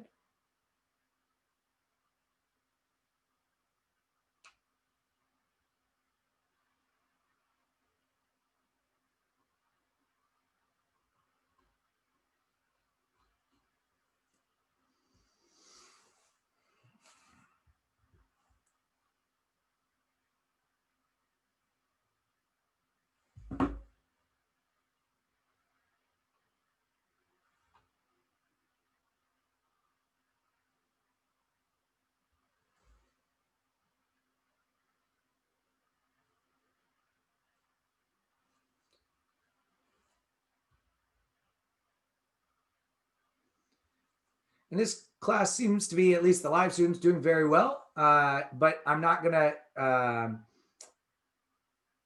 put everybody watching this at home on the spot that fast. Remember, obviously, the obvious, if you're watching this as a recording, just hit pause, rewind, whatever, until you get an answer. Now, in terms of moving forward here, the conclusion here is that Murray, I'm trying to get my highlight function back, Murray, and they do this sub-phrasing we've talked about where it's giving some evidence about Murray, but really it's just this, cannot be accepted for the position of executive administrator. And then the since separates that evidence. So this underline is evidence giving background information about Murray. So really the conclusion is Murray cannot be accepted for the position of executive administrator. Now, the question is, do we have evidence about Murray? Okay. And the answer is yes. We have evidence about Murray in the last portion down here. This is evidence about Murray. So the answer is yes. Okay. If I break, sorry, I should have broken it into 2 parts. So if I break the conclusion into 2 parts, Murray is our subject matter, and then cannot be accepted for the position of executive administrator would be the characteristic. Do we have evidence about Murray? Do we have evidence about the pink? Yes, down here, pink. Okay. Do we have evidence about cannot be executive for the position of executive administrator? And this is where we have to be very careful with those extended parts. We do have what's necessary for appointment. Let me go to the yellow. What's necessary for appointment to the executive board. Okay, but is that the same thing, executive board, as what's needed for executive administrator? And as soon as you catch that type of jump, realize executive administrator came out of nowhere. So what they're assuming is that if you're talking about the rules for the executive board, then it's the rules for the executive administrator. Okay, so here we need to tie together the executive administrator position being a member of the executive board. Okay, so in terms of that, that's where the answer we see a lot of students picking is B. And it's talking about connecting the requirements for the executive board with the requirements for the executive administrator. Only candidates eligible for the appointment to the executive board can be accepted for the position of executive administrator. Now, remember, this is a sufficient assumption. This is saying if we assume it, then the conclusion follows logically. I realize I didn't do a thorough breakdown of the question stems. I was rushing a little bit. So the question stems are going to be something where the assumption will prove the argument correct. So which of the following is an assumption that would allow the conclusion to follow logically, or the conclusion be properly drawn if which of the following is assumed. And that's what we have here. If which of the following is assumed, then the conclusion follows logically. So no negation test here. Okay, we can't use the negation test. We just need an answer that would bridge that jump. What I'm going to tell you is sufficient assumptions, overwhelming majority, not just a little majority, overwhelming majority are going to be based on language jumps just like that. So if you get good at catching these language jumps, you're going to be good to go on overwhelming majority of sufficient assumptions. Okay, moving forward. That was number 6. Number 13. Okay. Another sufficient assumption. So if which of the following is assumed, that's going to make the conclusion follow logically. So if we assume it, conclusion follows logically, sufficient assumption. Try it now. Yep.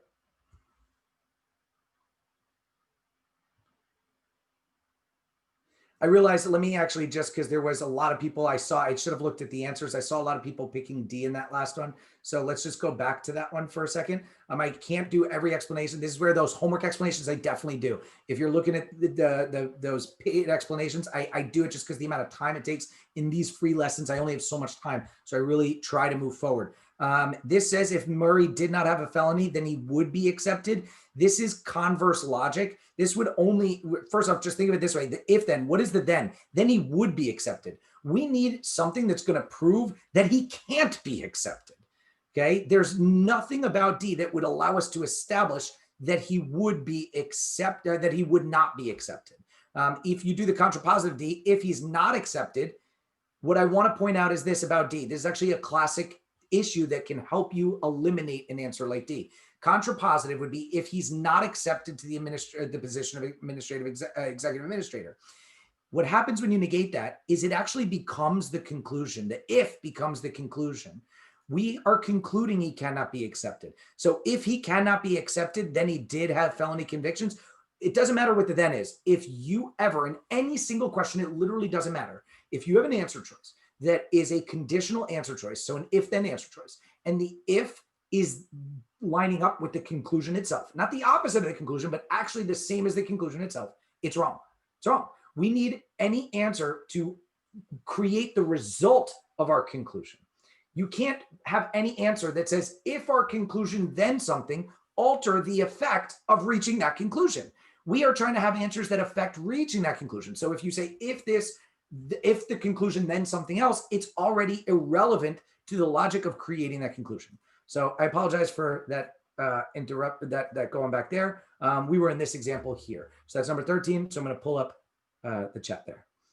If someone's asking how much time we have left, honestly, as much as I do 3 hours and we're getting close to that, the first one ended up going 3 hours, 45 minutes. I do what I need to get done, trying to keep it as close to it as possible, but I end up going over a lot. People watching the recording will see how long it is. But yeah, I'm going to try and keep it to as little as possible, but I still want to make sure I get through the stuff that I'm going to get through, which is why I just can't possibly explain every single wrong answer. So everybody try this one when you get an answer.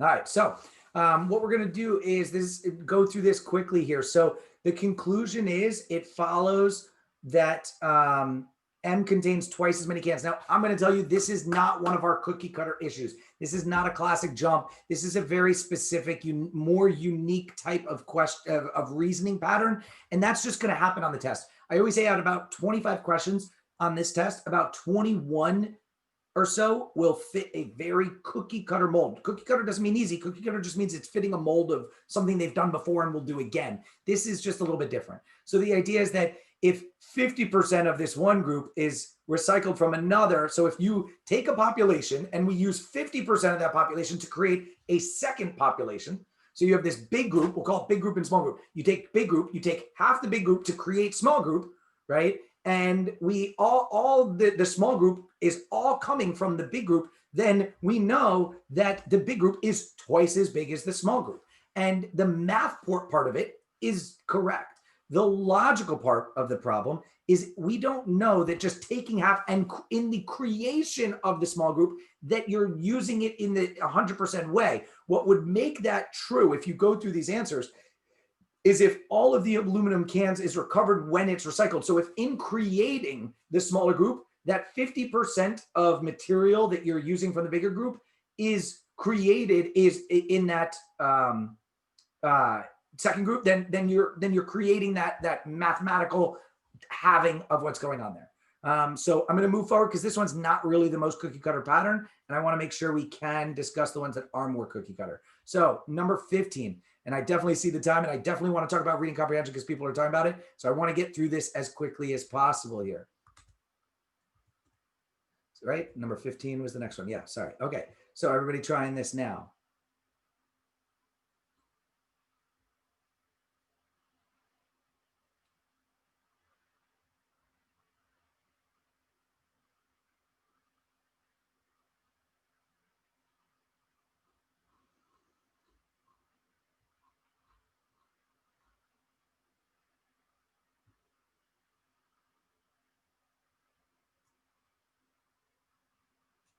And for time, I'm going to keep moving and I'm going to start breaking down the explanation. So the conclusion is this last line. Every year it will be necessary for all high-risk individuals to receive a vaccine for the different strain.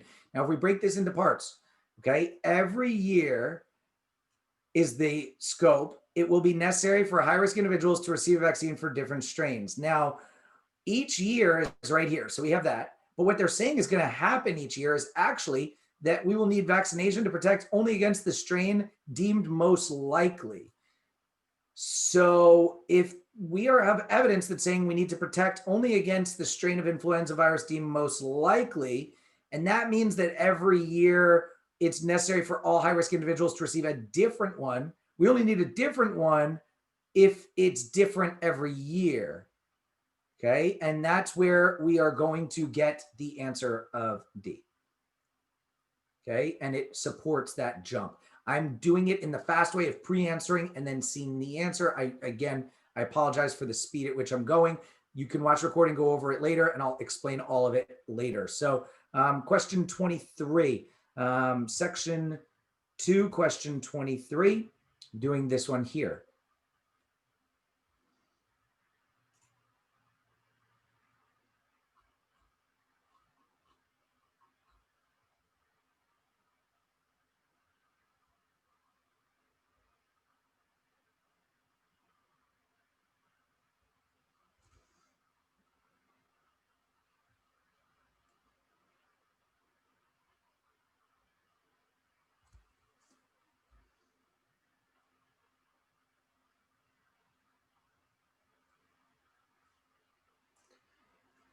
So this one has a couple little tricks to it, but it still is that language analysis. So notice how there was one question where we couldn't really do the language analysis to get to the answer. I kind of cut it with that math, that one that was out of topic, but all the others I'm able to just go to the conclusion, break it into parts and start following the language of the parts. So this is saying actions that would be reasonably expected to leave unchanged the aggregate well-being of the people affected by them. This whole yellow are also right, okay? And so this yellow is an extended part. We talked about that in the first lesson. We have to be asking ourselves, though, do we have evidence about this? And do we have evidence about being right? Now, the evidence about being right is here, the orange, okay? The question is the trigger, this if, the trigger for the orange, something that would overlap with the yellow? Is it on target? This says it would be if it would be reasonably expected to increase the aggregate. This is talking about actions that would reasonably be expected to leave it unchanged. So this whole first sentence is actually irrelevant to the yellow. So there is technically a way to bridge this yellow. If you say unchanged, things that are unchanged are the same as if it increased, because that's the difference, that this is unchanged and this is increased. That could be possible. But there's also another thing that I want to point out that actually does hit on target with being unchanged. And being unchanged, okay, is where it is on target is related to this concept of if and only if. Okay, so the idea here is of this if and only if. This idea that I'm going to put in pink, it would be reasonably expected to reduce the aggregate well-being. Reducing the aggregate well-being is opposite, quote unquote. It would hit in an opposite on target way with being unchanged. So what we know is yellow would actually trigger not pink. Yellow, by language, by being unchanged, will trigger that it's not being reduced. And remember that only if creates a necessary condition. So if you don't have pink, then the action is not morally wrong. Not morally wrong. Now, if and only if creates both. So if we had the pink, we would know it's wrong, but It also tells us if we don't have pink, then it's not morally wrong. So the yellow triggering not pink would allow us to say for sure that yellow is not wrong, but they're concluding instead that it's right. So if we have the answer that says if it's not wrong, then it's right, then you have your answer. And this would bridge that gap and make the conclusion 100% valid. So that's going to be that one there. We got one more sufficient assumption from section 3, question 5. Okay, so this one here, take a minute and we're going to go over it.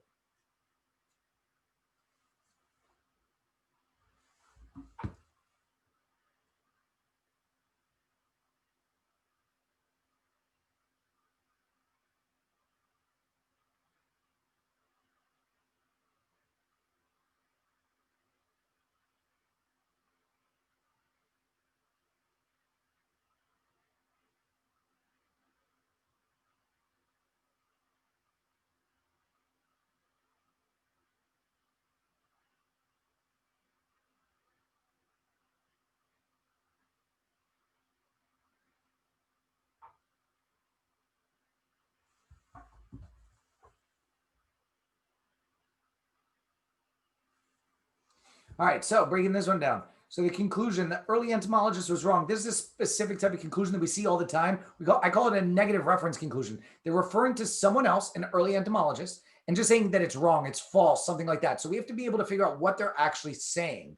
Okay, and what the early entomologist inferred is that the ants were bringing food to their neighbors. So when we have a reference, we have to tie in that reference. So if we're saying that it was wrong, we have to say that ants were not bringing food to their neighbors. That's the quote unquote true conclusion based on the reference. So this is that negative reference conclusion. You got to be able to tie back what they're saying and then negate it. So the breakdown of language would be that the ants, yellow is the subject matter, were characteristic, not the negative pink, that yellow was not doing pink. Now, what we know as evidence for this is ants, we do have that right subject matter, but instead they give a different characteristic. They say they were emptying their own colony's dumping site. So this is the idea that if you have orange, then you don't have pink. It's just that language jump. If you catch those parts and you can do subject matter characteristic and see the parts they're trying to connect, then you can just bridge it. And this is a sufficient assumption question. Sufficient assumption, overwhelming majority, or just as easy as that, the parts analysis. So if you have orange, then you can't have pink, which is what the conclusion was. So if evidence, then conclusion. So if you're emptying the dumping site, then it cannot be for bringing food, okay? Now, contrapositive of that is if you are bringing food, then it's not a dumping site. So either which way. So if dumping site, then not food, or if food, then not dumping site.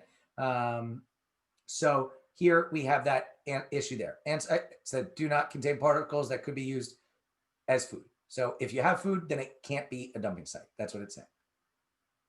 Okay. Moving forward here, going to the next question type. So justify the argument questions. We have only one example, so it's going to be one more, and then we're going to talk about reading and introduce you to reading and give you some homework with reading. And I'm going to have actually free explanations as part of the homework for reading. I realize that's going to be the best way. I'll talk about that more in a minute, but let's just do the justify the argument questions. So justify the argument questions are going to be where they signal that the stimulus is invalid and you need to find something that's going to justify it. They often refer to it as a principle that's going to justify it. Technically, we talked about earlier, anytime they use the word justify, they are referencing the idea of principles, where a principle is just evidence that helps establish a conclusion. But we did say it overlaps tremendously with the concept of conditionality, and this is no different. What's going to happen is the answer choices are generally going to be conditional phrases that are trying to bridge gaps. What they end up being, they play almost the same logic as sufficient assumptions. Okay, if the answer actually says justify, which of the following most justifies? Well, so if we look at these questions, which of the following principle justifies? This is actually exactly like a sufficient assumption. You need an answer that's 100% proving it. But even if we get which of the following most helps to justify, well, that's signaling that this is the little difference between sufficient assumption. Because we could have questions that say most justifies, that doesn't need to be 100% proof, but it's still going to be very similar to sufficient assumptions. And this is actually one of the highest correlations to any one concept on the test. They will be testing language jumps. It's one of the highest correlations on the entire LSAT is justify the arguments are going to be on language jumps. So let's go to that example now, section 324. And this will be our last LR here.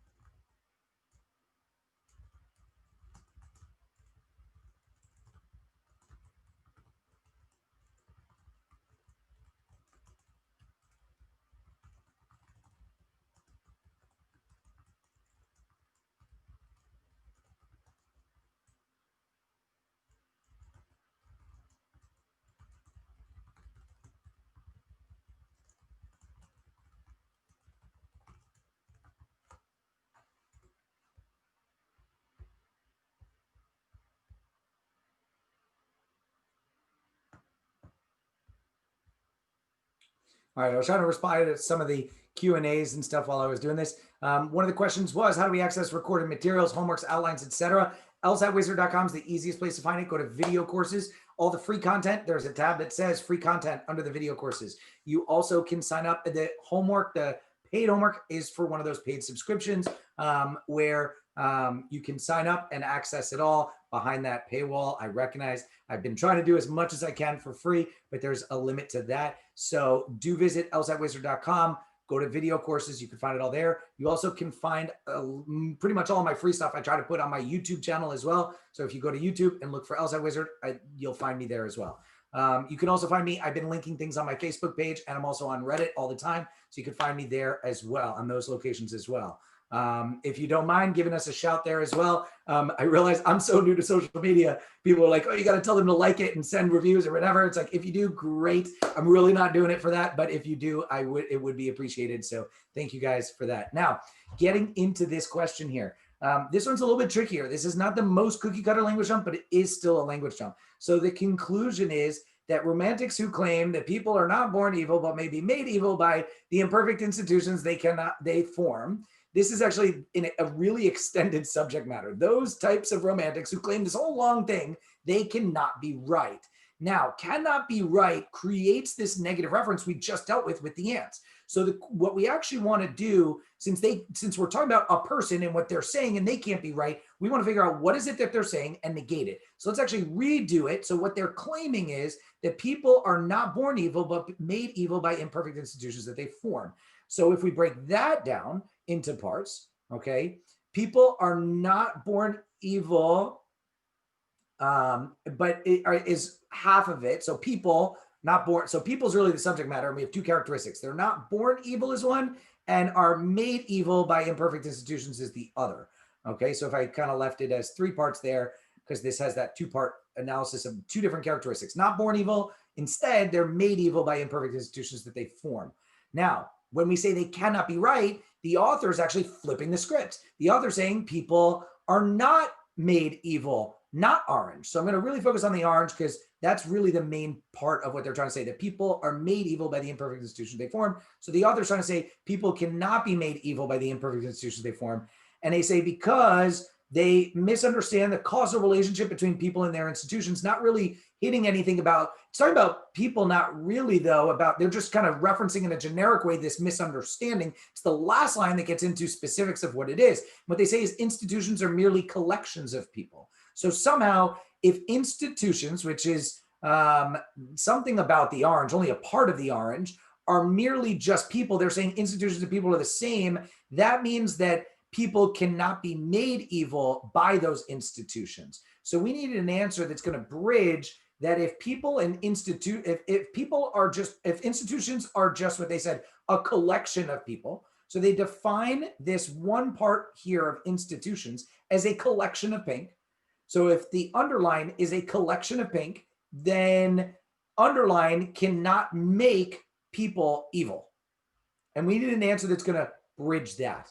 Now, remember, sufficient assumptions can and will be sometimes that overkill idea where it's much more encompassing. And the correct answer here is going to be that just that. It's going to be E, that the whole does not determine the properties of things that compose it. If we accept that. So it's not talking about evil specifically. This is one of those super supporters that's way over the top. But if we were to accept it, it would prove this argument correct. So the idea is that if the whole would be the institution. So this is a generic way. Remember, we're okay with generic. The whole does not determine the properties of the things that compose it. The things that compose it are the people. So the whole is the institutions. The things that compose it are people as they tied it together there. And if it does not determine the properties, that is making them evil.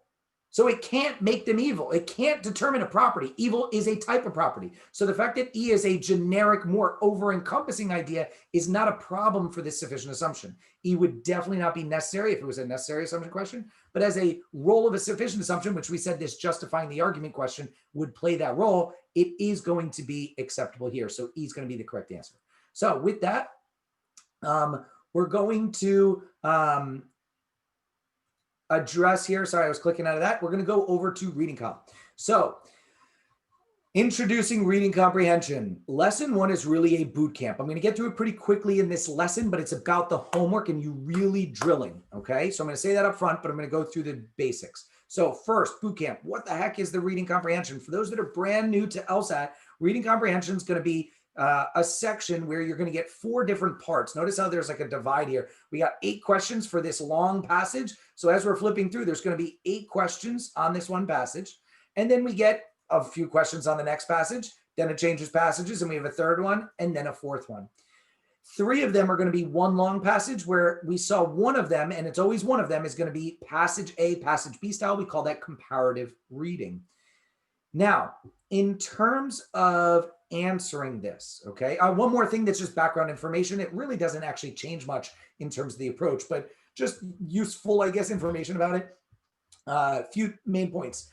First, there's always going to be one on the topic of law. There's going to be one on the topic of a natural science, like the hard sciences. There's going to be one on the social sciences, like history. And then there's going to be one on arts and humanities. To me, there are some places that see differences. I'm telling you, it really doesn't matter. We want to see this as just general logic as a whole. So don't try to worry about topics. Some people get this self-fulfilling prophecy. I hate the science ones, or I hate the arts and humanities ones. And that starts creating a problem. I want you to just be as engaged as possible as you're reading.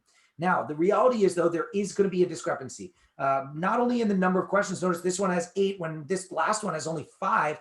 And so already there's going to be a discrepancy in pacing. You don't automatically spend 8 minutes, 45 seconds or whatever, 35 minutes divided by 4 is 8:45. You don't spend just 8:45 on each, not only because of the question type, but also because some of these passages are going to be really, really dense and hard, where others are going to be a lot lighter.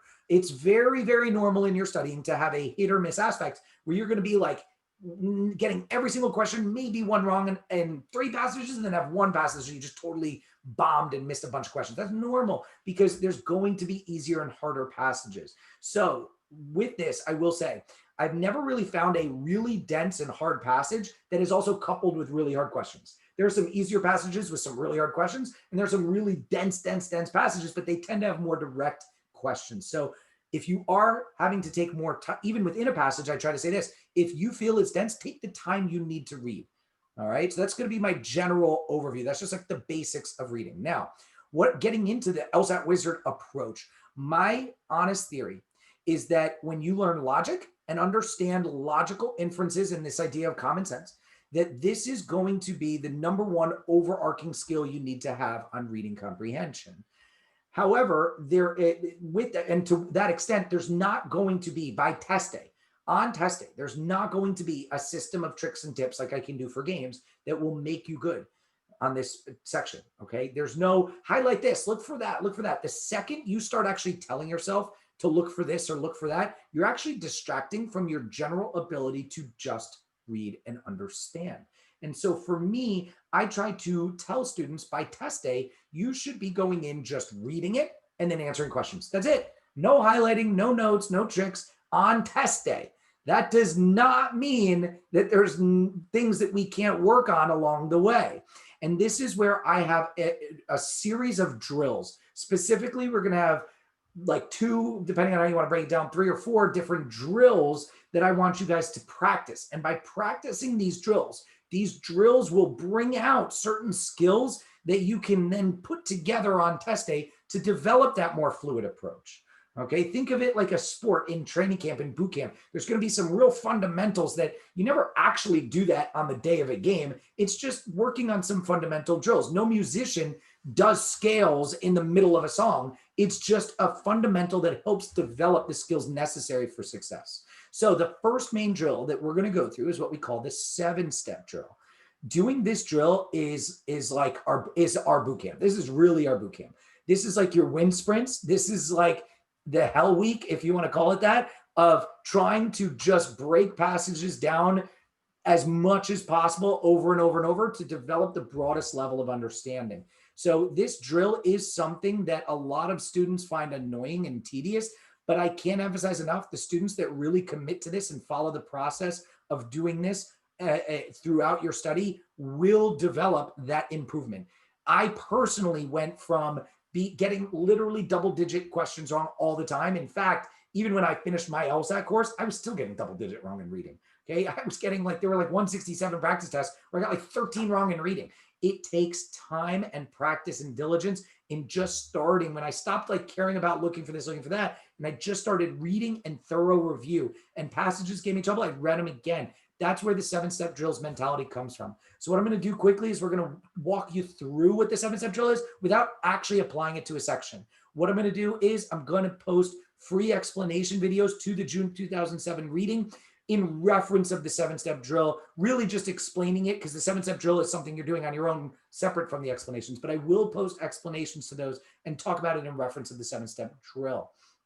So again, 7-step drill, really tedious, really annoying, going to take a long time to do. Not what you're doing on test day. I've had too many people say to me, Brandon, the 7-step drill is taking me so long. How am I going to do this on test day? Because you're not going to do it on test day. I'm telling you that up front. This is just a thorough way to break it down and review it. So what are those 7 steps? Really quickly, you're going to read and not take any notes. You're just going to read it.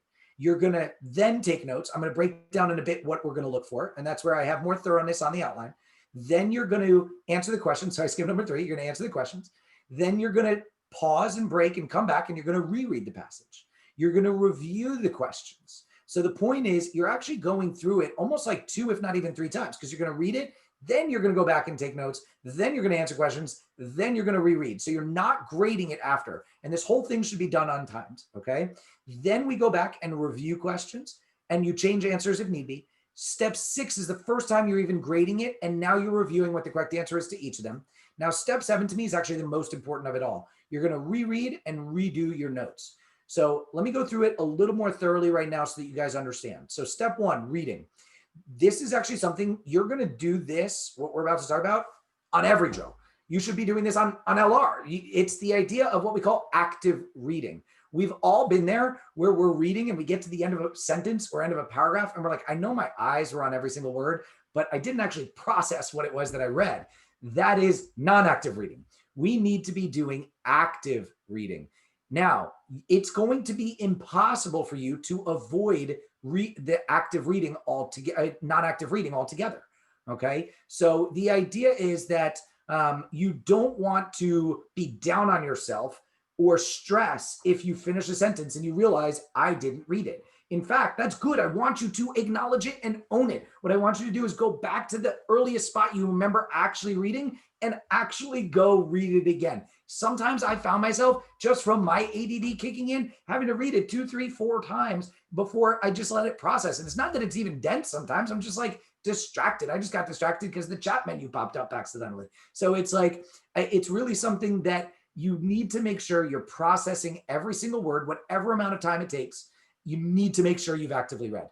All right. If you get a really dense phrasing, and it's not that active reading is the problem, it's actually just the language is above your reading level, which there are ones that are, I even read, I'm like, I don't know what you're really saying there. And so it's okay when that happens, just start conceding it and move on. You'll worry about that later. Remember, we never care about the most challenging questions because you can get 3 wrong and still get a 180 on the LSAT. So you don't have to worry about the hardest, single hardest questions, single hardest passages. Just worry about generally getting better. Now, that's active reading.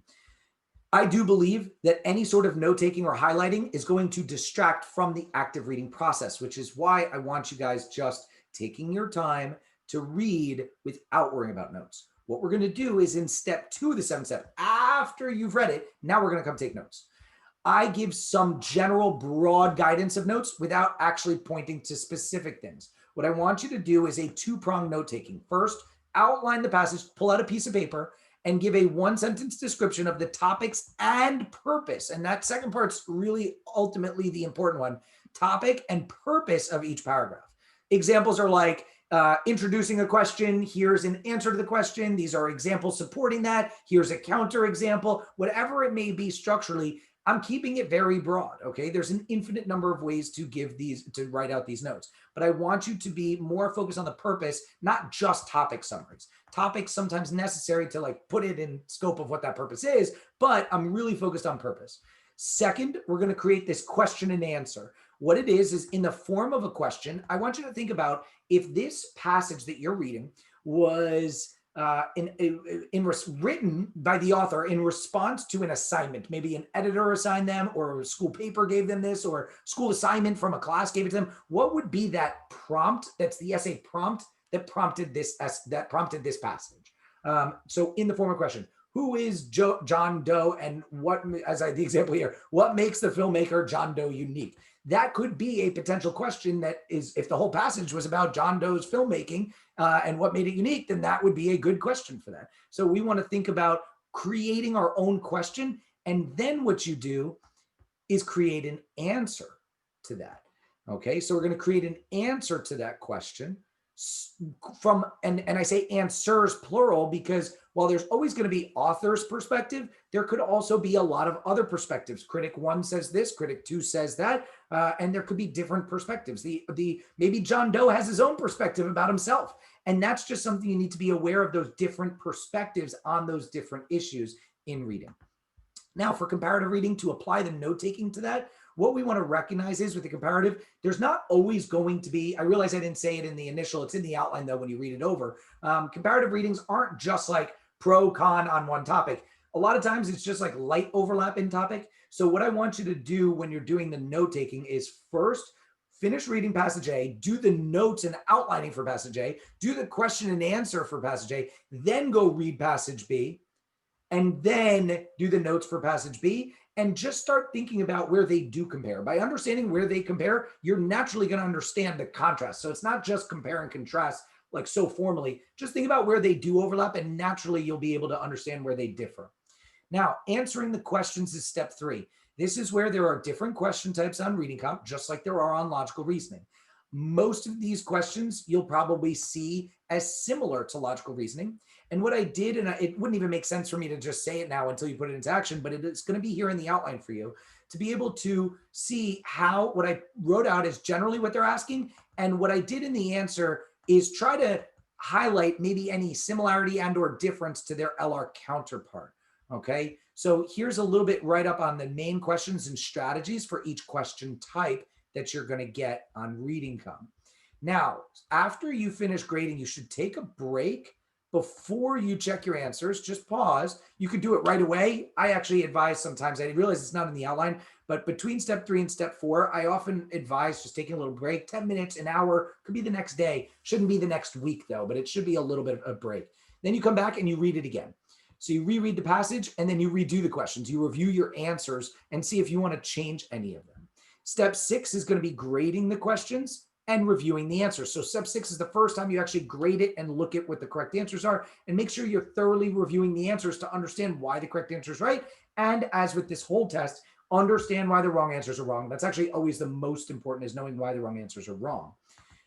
One big thing that I realized I wanted to just say out loud, even though it's written here, overwhelming majority of reading comp is going to be in the inference family of what we talked about in LR. So it's going to be about accepting information and then looking in the answers to be able to prove that answer, focused on degree and that extended subject matter, or that general versus broad and narrow. Those are the trap answers in reading comp. They're going to play around with that degree. They're going to play around with an extended part. They're going to play around with broad and narrow, or try to tempt you away from an answer because it's more generic, but it's still acceptable. And so those are the concepts that they play on that we've been learning in logical reasoning that directly relate to your reading comprehension skills.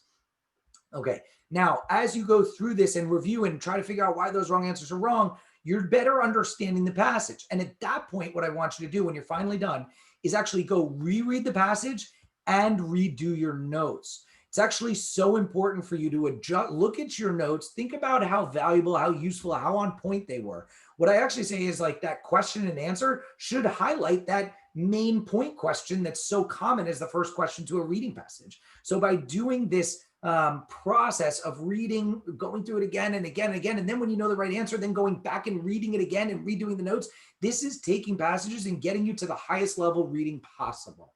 Okay, there are some other benefits. I'm not going to even list all of them because I could go on and on of why I found this to be so valuable. But if you can commit to this 7-step and just keep doing the 7-step, my general rule, this isn't in the outline, this is just a general rule. I'll talk about it later too as we get into it. If you have all the time, keep doing the 7-step until you at least can get 20 consistently on reading. If you are below 20 on reading comprehension, you can benefit a lot from doing more 7 steps.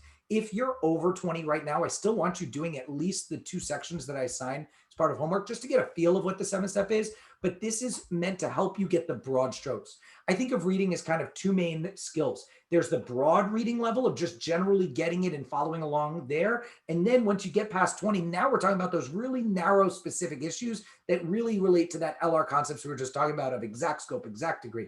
And so for that, we're going to want to do a different drill and get better at LR to help improve past 20. But if you're below 20, you need to work on your general reading skills, that broad level reading skill. And the 7-step drill is the most effective drill to doing that.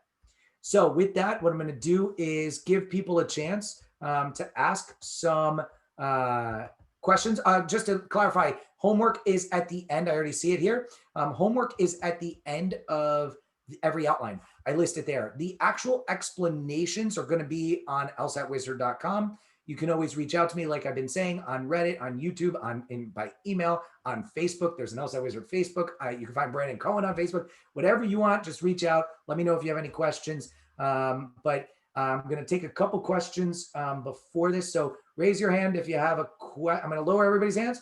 Raise your hand if you have a question. I know we're well over time, but I figured I may as well address a couple questions here. Andrea.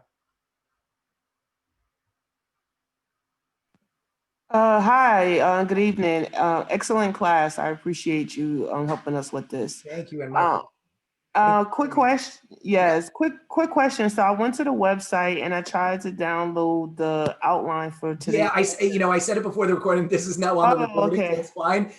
There was something glitched in my doing it. I'll fix it for anybody watching the recording. You probably already have the outline if you got this far in the recording. I had put it on a Google Drive for you guys to access for today, but I promise I'll fix it. It'll be on there. Literally, it's going to be tonight. I'm going to fix it. So okay. Download this outline by tonight. The Google Drive is for your members, or is that? No. I made don't even worry about the Google Drive. Seriously. Okay. For this lesson, I made a new Google Drive just for the students of this class. So if you probably, were you here a little after we started? Yes. I did it right before we started. So okay. I apologize. And for anyone watching this video, it makes no difference to you guys because it's probably on there. But there was when I uploaded the outline, I must have done it wrong. Some people said they got it, but a lot of people said that they're glitching when they're downloading it. So okay, excellent. Uploaded it wrong. All right, thank you so much. My pleasure. Gonna call on a couple more. Selma. Hi, I'm just wondering, where will the the homework explanation be? Will that also be on your YouTube? No. So the homework. Let me say this: the free one, which I'm going to do for the reading comp of June 07 of the 7-step, that I'll post. Anything that I can do for free, I can post on YouTube. But anything that's assigned, see how the homework is also PT 52, and I have a bunch of questions from 52, 53, and other tests. I can't do that for free. You need to have the proper licensing. You need to have the proper verification. And so that's why it's behind the paywall on lsatwizard.com. So where do we access? And go to video courses, and you have to subscribe to one of the courses that includes logical reasoning and reading comprehension. So where do we access the homework that you said for the drills? Like you said that you were going to have drills with this on the 2007 practice test? So when I do this, I'll be posting the 7-step drill for June 07 to my YouTube and on my website. Okay. If you go to lsatwizard.com and go to video courses, there's also a free content link. So I link everything from YouTube. I link them all, so I try to post it on Facebook, on YouTube, everything. Thank you. My pleasure. All right, one more. Parveen?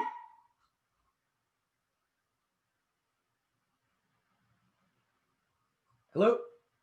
Parveen, you there?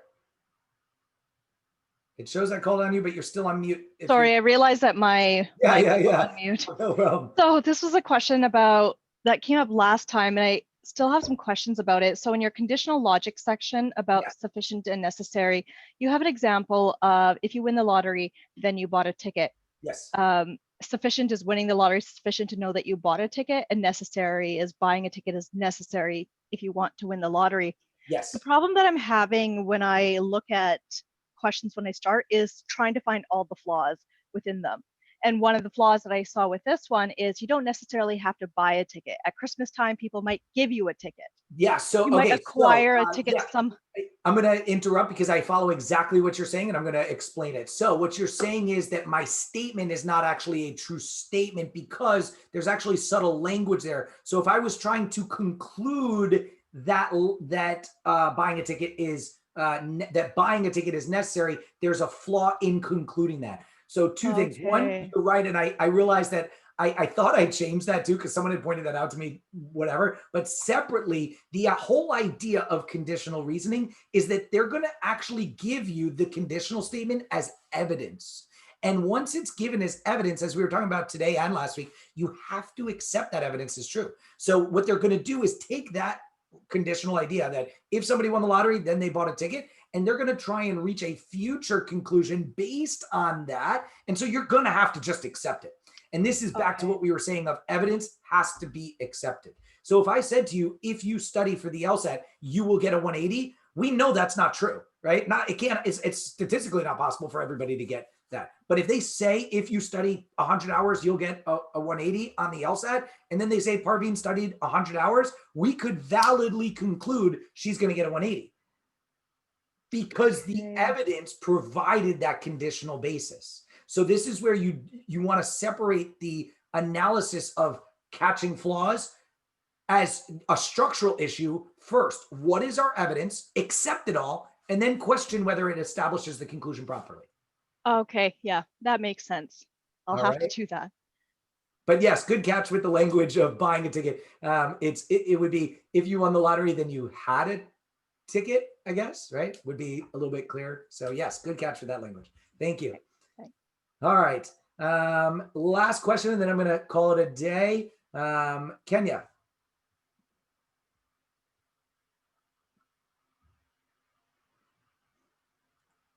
Kenya, you there? I think you might be on mute. Same idea. Yep. Yes, I'm here. Can you hear me? Absolutely. How you doing? I'm all right. How are you? Good. Okay, so my question is a general question about answer choices. Do you advocate reading each answer choice, even if I read A and I read B and I say, oh, I think this is B, I'm sure it's B. Should I move on? At this stage of the game, yes. Of where I'm at in this course, yes.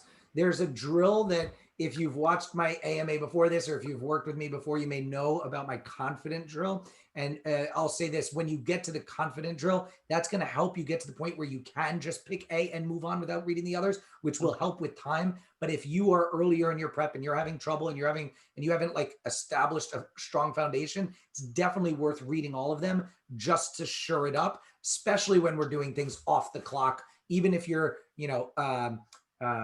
timing up or anything like that, I still want you to read every answer in the beginning while you're establishing your skills.